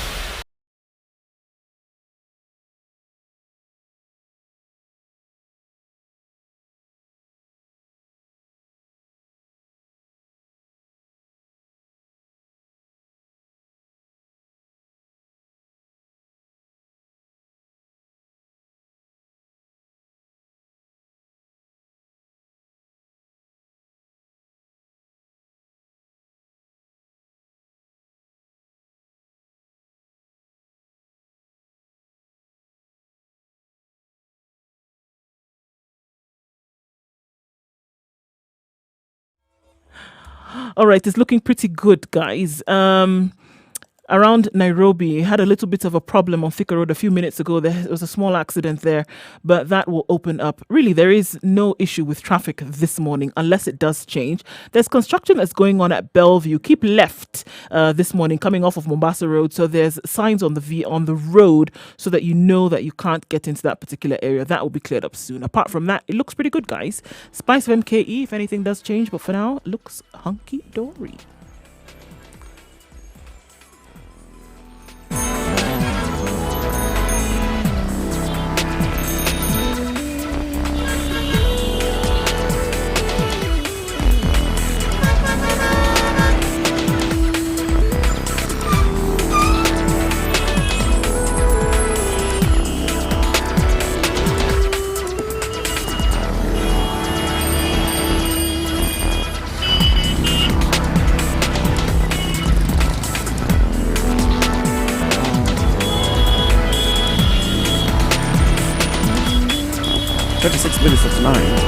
This is the situation. It's going to be the biggest conversation. Mature, So intelligent as we talk. continue with it, let's also bring in that whole impunity and lack of thinking and lack of having a conversation of people, and also juxtapose it. City, to borrow your word, juxtapose this with what is happening in the fight against COVID. Somebody tests positive for COVID. Mm-hmm. This family, one member of this family had come into contact with this person. This person, this member of the family had also come into contact with their family members. All of them are taken into quarantine. We have a story like that this morning in the papers. The Nation, the headline is Scared, Stressed and Stuck with Big Bills. And it gives the story of Miss Irene Akinyi. So, Miss Irene Akinyi is facing a bill of 168,000 shillings. She's in Mombasa in a quarantine facility at the KMTC Portrees because she and 5 family members were taken into quarantine. How did this happen? Miss Irene, first of all, does not live in Mombasa. She had traveled to Mombasa to go and visit her children. Her ex-husband, on hearing that Akinyi is in Mombasa, came to say hello. Ex-husband works for KPA. Ex-husband tests positive for COVID-19. Okay. Let's begin contact tracing. Contact tracing, blah, blah, blah, blah, blah. Where has this man been to? This house. Okay. Visit the house, find Akinyi and her and the people in that house. This is Akinyi, 3 daughters and 8-month-old grandson and housekeeper. They are all picked up. They are taken to quarantine at KMTC Portrees. From a home, they've been taken to Portrees at your own cost. Why? Makosa gani umefanya? You came into contact with somebody who was tested positive. Explain that thinking, and you tell me, if that's the thinking, what is wrong with what the private school heads are thinking? To begin with, if I remember correctly, the government did announce, and they did state categorically, that even after people are tested, they will tell you go home and self-quarantine. What happened to self-quarantining? When you self-quarantine, the other thing you do, apart from this demystifying, you destigmatize the disease. Yes. Because the person is healthy, people can see them, and you say, this is how you are going to conduct yourself for this period of time. Isn't it easier to have one healthcare worker coming to visit these people at the time you want? Isn't it than taking easier? all these 5 people and moving them to another place where they're going to come into contact with all these other people at the same time? You know, there's something illogical about this, and I will, Eric, as you say, juxtapose. Consider, for instance, you have a situation where you are saying that one of the reasons why you have stringent measures because you have seen them to work. So you say you can't move out, you can't do this. We're restricting your movement. You can't move out by a certain time. You must be all that. Why? Because you have seen it work. Infections have gone down, and it's the infections that lead to deaths. Right. But you've seen infections rising, and the deaths have also not risen in any way that you could consider alarming. Excuse me. Then you bring the discussion again, and you ask yourself, okay, that we have seen. In this country, remember, we were allowed to have social distancing even in restaurants. We had them. You could have your meal. Curfew had been set in. We knew. But we looked at what was happening. We realized, this isn't helping us because it was being abused. People weren't keeping curfew time. So they said, okay, we're going to be more stringent. Why? So that you can control the movement of people, and in so doing control what you call social distancing well. Now, the government is telling us, we want to remove these things. And I asked the question, I'm asking again, okay, so this evidence that we have, that what we have has proved to be useful, just furnish us with it, then I'll be comfortable with what you're saying. But it cannot be that the edict is what is justifiable. Let's come back to schools. The government is fairly clear about what they're doing. We now have a problem when the issue of fees brings up and people are saying, we understand. Private schools that are in the UK system went on with schooling a little longer, in theory, online and everything, then went on holiday. But there's some 2 weeks here that they did no learning as of now. Then you look at the demand of some schools and they say, we want 50%. This 50% is akin to the money that is being asked of a king of a family who are in quarantine, and yet they could have been in isolation. Because did they test positive? No. Were they tested? No. They haven't been tested. So what are you quarantining them for? You're removing them from their home. Where they were already quarantined. Yes, they were. They're already quarantined. I mean, and then taking them to another facility. And the argument also that the government could actually come up with is, look, we have tried this self-quarantine thing. It didn't work. So we want to manage the quarantine. That argument would be a useful one. The evidence that they have that the other one has not worked and this one has worked and blah, blah, blah. Which one is it? I still yet to present that. What we have, you are arrested for curfew, quarantine. You come from God knows where you're tested. Quarantine. The answer is quarantine. Everything is quarantine. These private schools that offer UK exams, the UK has reduced fees in many schools up to 50%. So if you're going to follow that guideline, then follow just it to look the at end. this guideline and look at the logic behind it. 50%. 50%. They have understood. Ours are fighting. They are fighting tooth and nail and using the same tired argument. We have expenses. For heaven's sake, of course you have expenses. Of course you do. Of course you do. But they've reduced. Reduce what? I'm the saying reduction must be in tandem with the reality. Have actually come down. The expenses have come down. Yes, but it must You're be in not tandem. managing a swimming pool anymore. You must. You don't need to, keep working on the field on a daily basis. Actually, you can just leave the field to hang out. You don't need to clean the toilets. You don't. But there's no need to clean the toilets. Electricity is not needed. Water is not used. You're not there anyway. You're not there anyway. The percentage we are speaking of must speak directly to the reality of the parents who pay the fees. And the reality of the parents who pay the fees are job losses, business losses, business reductions, which means loss in income. It is loss, and those losses are beyond 50%. So, and this is the money-making business that enables this parent to pay fees. So, where do you think this parent is going to get fees from? And what do you think the option is going to be when you push them so far to the wall? They will take your option. They will take your option they will either take your option or they'll keep their children at home until they're able to find an alternative then that best suits their pocket at that time. Why do you think people who are in the business of low rental income always do well? Because then they meet both parts of the aspects of the market. Somebody is recently employed, continue, they have a room for you, shared facilities. If you have a little more, same building, second floor, you have shared facilities, but fewer people sharing it. If your income gets better, there is you and two people sharing facilities. If even better is you alone. If your economic status goes down, you move there. They have room for you. And when someone moves out, the person who comes in always pays more.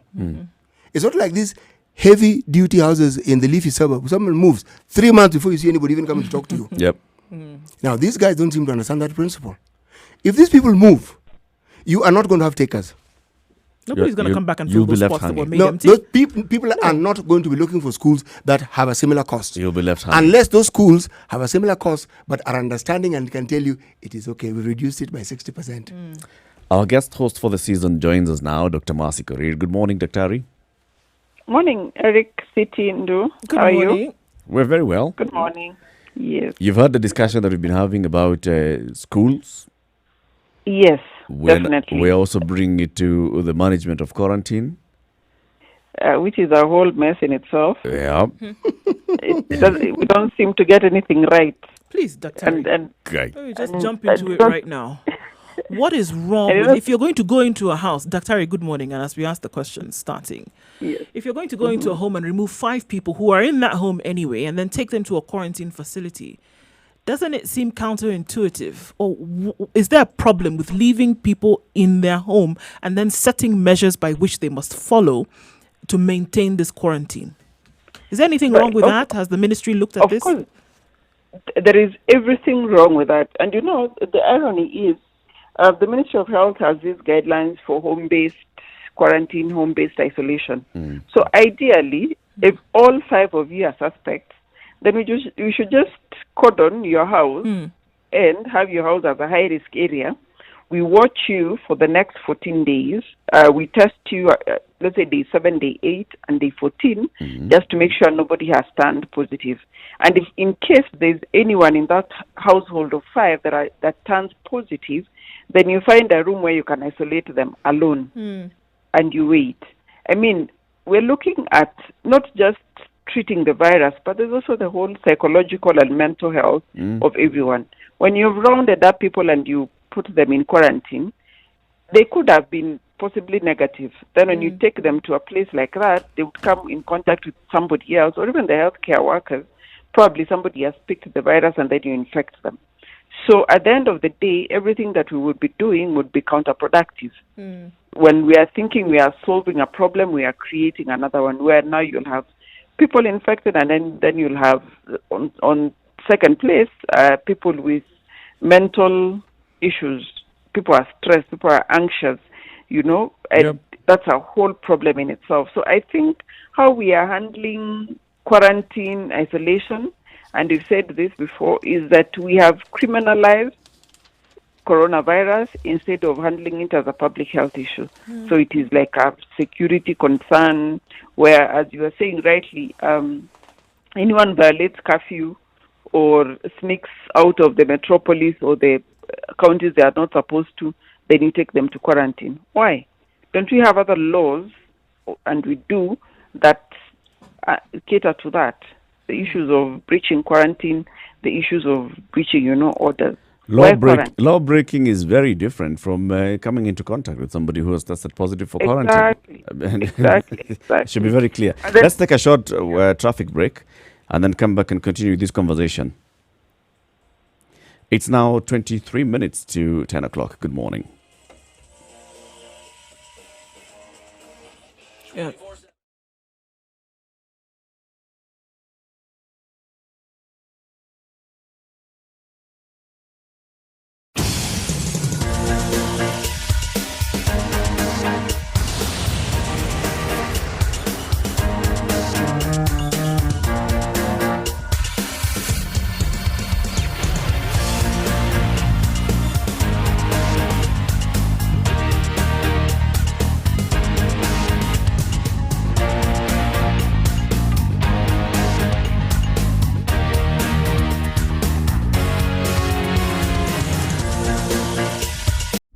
Classic soul, R&B, smooth jazz, neo soul, and nostalgic ballads. Make some noise. Yeah! You're listening to Spice FM.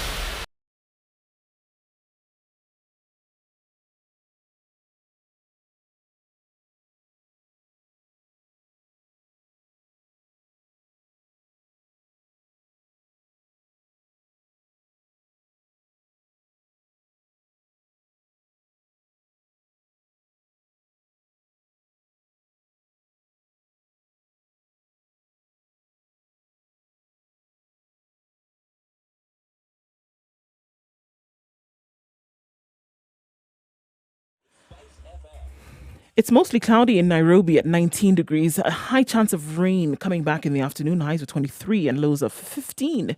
Taking a look then into Nyeri at 19 degrees. See highs of 23 and lows of 15, with the rain coming in quite early today. In Nakuru at 19 degrees, 23 the high and lows of 14. 17 degrees and light showers in Eldoret already starting now, opening way into thunderstorms later with highs of 21 and lows of 13. It's light rain showers in Kisumu at 23 degrees. We'll see highs of 26 and lows of 19. Mombasa is partly cloudy at 27 degrees. Thunderstorms expected later with highs of 29 and lows of 25. In Malindi, light rain showers at 27 degrees, highs of 29 and lows of 26. Kampala takes us into cloudy conditions through most of the morning, entering into showers with highs of 25 and lows of 20. Dar es Salaam at 26 degrees is mostly cloudy, highs of 28 and lows of 24. Johannesburg still experiencing heavy, thick fog in the city this morning at 9 degrees. We'll see showers coming through later with highs of 15 and lows of 6. In Lagos at 27 degrees. Clear skies all through today with highs of 33 and lows of 26. And in New York at 11 degrees, it's going to be clear skies all through today. However, getting into the afternoon, we'll have cloudy conditions with highs of 13 and lows of 10. In Paris, it's cloudy conditions at 12 degrees. Rain coming in later with a thunderstorm alert at yellow. Highs of 18 and lows of 9. And finally for today in London, it's cloudy conditions at 8 degrees. With rain coming in the afternoon, highs of 14 and lows of 7.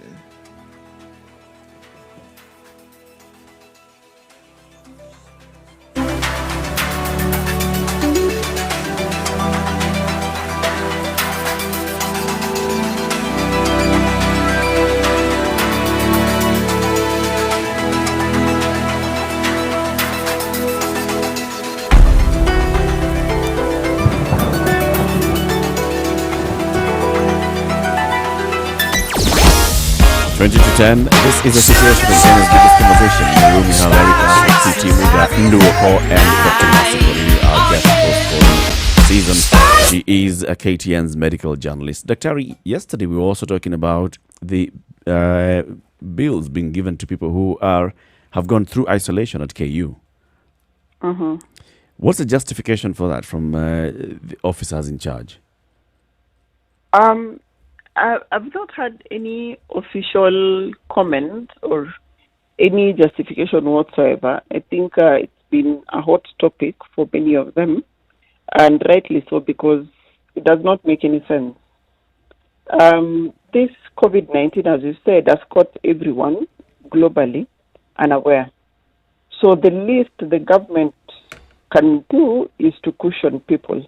And we've seen there is COVID Harambe, there's the loans we have taken, there's money we have appropriated into all this. Surely, can't we have some of this money cater for those costs? And as you can see, the costs were just on accommodation because there's no treatment whatsoever that's happening. It's just a hotel facility. Exactly. For me, it doesn't make sense for the government to charge people for quarantine and isolation, particularly in government facilities, in public facilities. It makes no sense because that's something that is well within their control. And I know they are saying, we'll handle it case by case. But for me, that's not good enough because, one, by making it prohibitive, now that if you're going to be charged for quarantine or isolation, you're not going to get tested. Why would you want to get tested and then you'll be charged some 40,000-50,000, which you don't have anyway? So what will happen is people will opt to remain, and so at the end of the day will not know the true extent of the disease. People who probably are asymptomatic or with mild symptoms still walk around and spread the disease. So at the end of the day, it's not going to help in the fight against COVID, unless, of course, there's no willingness to fight it, or people have given up. I don't know which, but it's counterproductive. Okay, another question coming in from Robert this morning, Dr. is that what is the country focus now as concerns COVID? It seems that a few weeks ago it was making sure that we had people quarantined and isolated, but it seems as if now there is a lull. Where are we now in this fight? And have we reached a hiatus? I've also been asked that question in other forums, and I've also been wondering the same. And as we talked yesterday, I think we are getting to a point where we want to live with coronavirus. And for me, the best indication is that we are opening restaurants and we have all these measures in place. So I think from the look of things, this hasn't been officially communicated or we haven't been told, because remember, since this COVID pandemic started in the country, the government really hasn't come out and say, okay, so this is our strategy. We start with this. When we get to this, we will do A, B, C, and D. It has been a watch and wait. We will inform you as we go along. There hasn't been a clear communication on the strategy. So from what we can deduce is that we are probably getting to a point where now we should start finding ways of living with the coronavirus, having this as a new normal, seeing that our numbers are still marginally low compared to what other countries are. I would think that probably we should start looking at living with the disease as opposed to eradicating it, and looking at it globally. And I think the best example I have is New Zealand, who are slowly opening up or relaxing some of the measures they have in place. I think probably people are moving towards, now let's live with this disease because it's not going anywhere. But don't you think that living with the disease must also be supported by scientific evidence that living with it will not bring in a new catastrophe? It should, but we find ourselves in a situation where we get that scientific evidence as we go along. It is true, but other things, the measures that have been taken, for instance, like testing, we say we don't have enough kits. We understand. We have neighbors who are infinitely poorer than us, who somehow seem to be able to have these kits and they're able to do these things. So we had a situation where restaurants were opened. People abided by those rules. And then there are those people who generally represented us in abrogating those rules. We went into this lockdown. Now, are we saying that the evidence that we've had, and we've had evidence that these lockdowns or these restrictions produce a plateau or a reduction in infections? So we're going to ignore all that and go back into opening this without clear protocols as to how we're going to do it and why we're going to do it. This is not jumping into from the frying pan into the fire. This is creating more fires.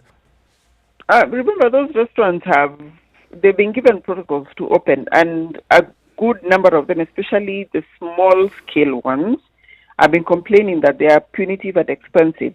Like, for example, they have to test clients, every client that, not really test, they have to screen by taking temperature of every client who comes in. Now, a gun thermometer now goes for anything from 10 to 15,000, depending on where you get it. For a small-scale kiosk or kibanda, they do not have that money. So it is prohibitive. So these measures, much as they look like they are putting it, the protocols, much as they look like they are going to safeguard us, will limit the number of restaurants that are able to be opened.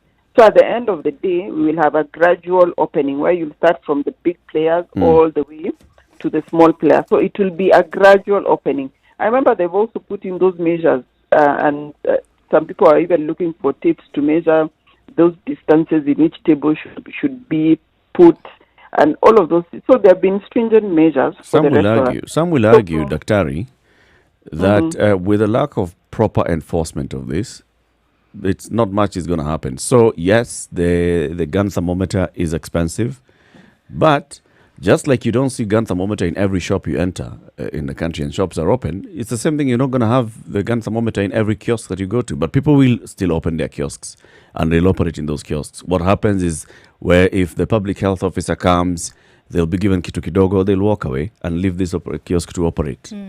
Same thing about social distancing. If you're saying that, have how many people per how many square meters? The next person a meter away from you. Those kiosks are still going to open and operate, but that strict enforcement of those regulations is not going to happen. So then the issue here is not whether we have regulations and guidelines or not. It is the enforcement of it and the kind of society that we live in. Yes. So that should be the conversation, not really about whether we have rules and guidelines. So it's about the enforcement. And so the question is, who should enforce and what are the consequences for not following those enforcements? Remember yesterday, the other thing I was saying is probably people are just going to gamble and say, we've had our cases have been mild or no symptoms at all. So maybe this is a reflection of what the disease outlook will be. I don't know. How we look at it as a society. And I think this is where now, when CT argues that we are not ready for this, it's not looking at those who are able to comply. It is looking at those who are not able to comply and the danger that those who are not able to comply actually pose to the rest of the population. Somebody actually, after yesterday's conversation and the day before yesterday, sent me an image, one of these memes on social media, a photo that claims to have been taken during World War II of a soldier carrying a donkey in an open field, and you can see other soldiers walking them. They're carrying their guns, but this one soldier is carrying a donkey. It's not that the soldier loves donkeys or has some sort of perversion. What's happening is that the field is mined, and that if the donkey was free to wander as it pleased, it would likely detonate a charge and kill everyone. The moral of this story is that during difficult times, the first ones you have to keep under control are the jackasses who don't understand the danger and do as they please. So let's carry the donkeys. In this case, yes. In this case, those people who are not able to follow rules and guidelines. Yeah, those who represent you without asking your permission to represent you. I think we are in a catch-22 situation. Because How exactly are we in a catch-22 situation, Dr.? Because one, we have, the way we have handled this public health emergency, we need to reverse it and make it a public health emergency. And two, with reversing that, you have to demilitarize, decriminalize everything that has been criminalized, which is going to be difficult. So then how are you going to enforce all of these rules and regulations without having a negative connotation on the disease? So for me, that is what I'm thinking is the catch-22. And then again, we need to move on. We can't be perpetually in this situation. We need to find a way of moving on. And for me, that is what I'm saying. We need to find a way of living with this thing.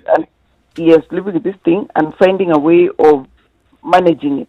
Teach people what they need to know. Teach people the ABCs. Like City, how HIV was fought. The thing is, it was step by step. Sex was not criminalized. No. Unprotected sex was not criminalized. No, we just told you just taught people. Please have as much of it as you want, but just have a little protection. It'll help tremendously. Okay? And people went on with protection. Then their customarily and religious and traditional thinking came in. I've been having sex with this individual, protected for X. Now we are fine. Now we are fine. So you ask him, what makes you determine we are fine? He said, but it's obvious. You have been fine all along. He said, woi.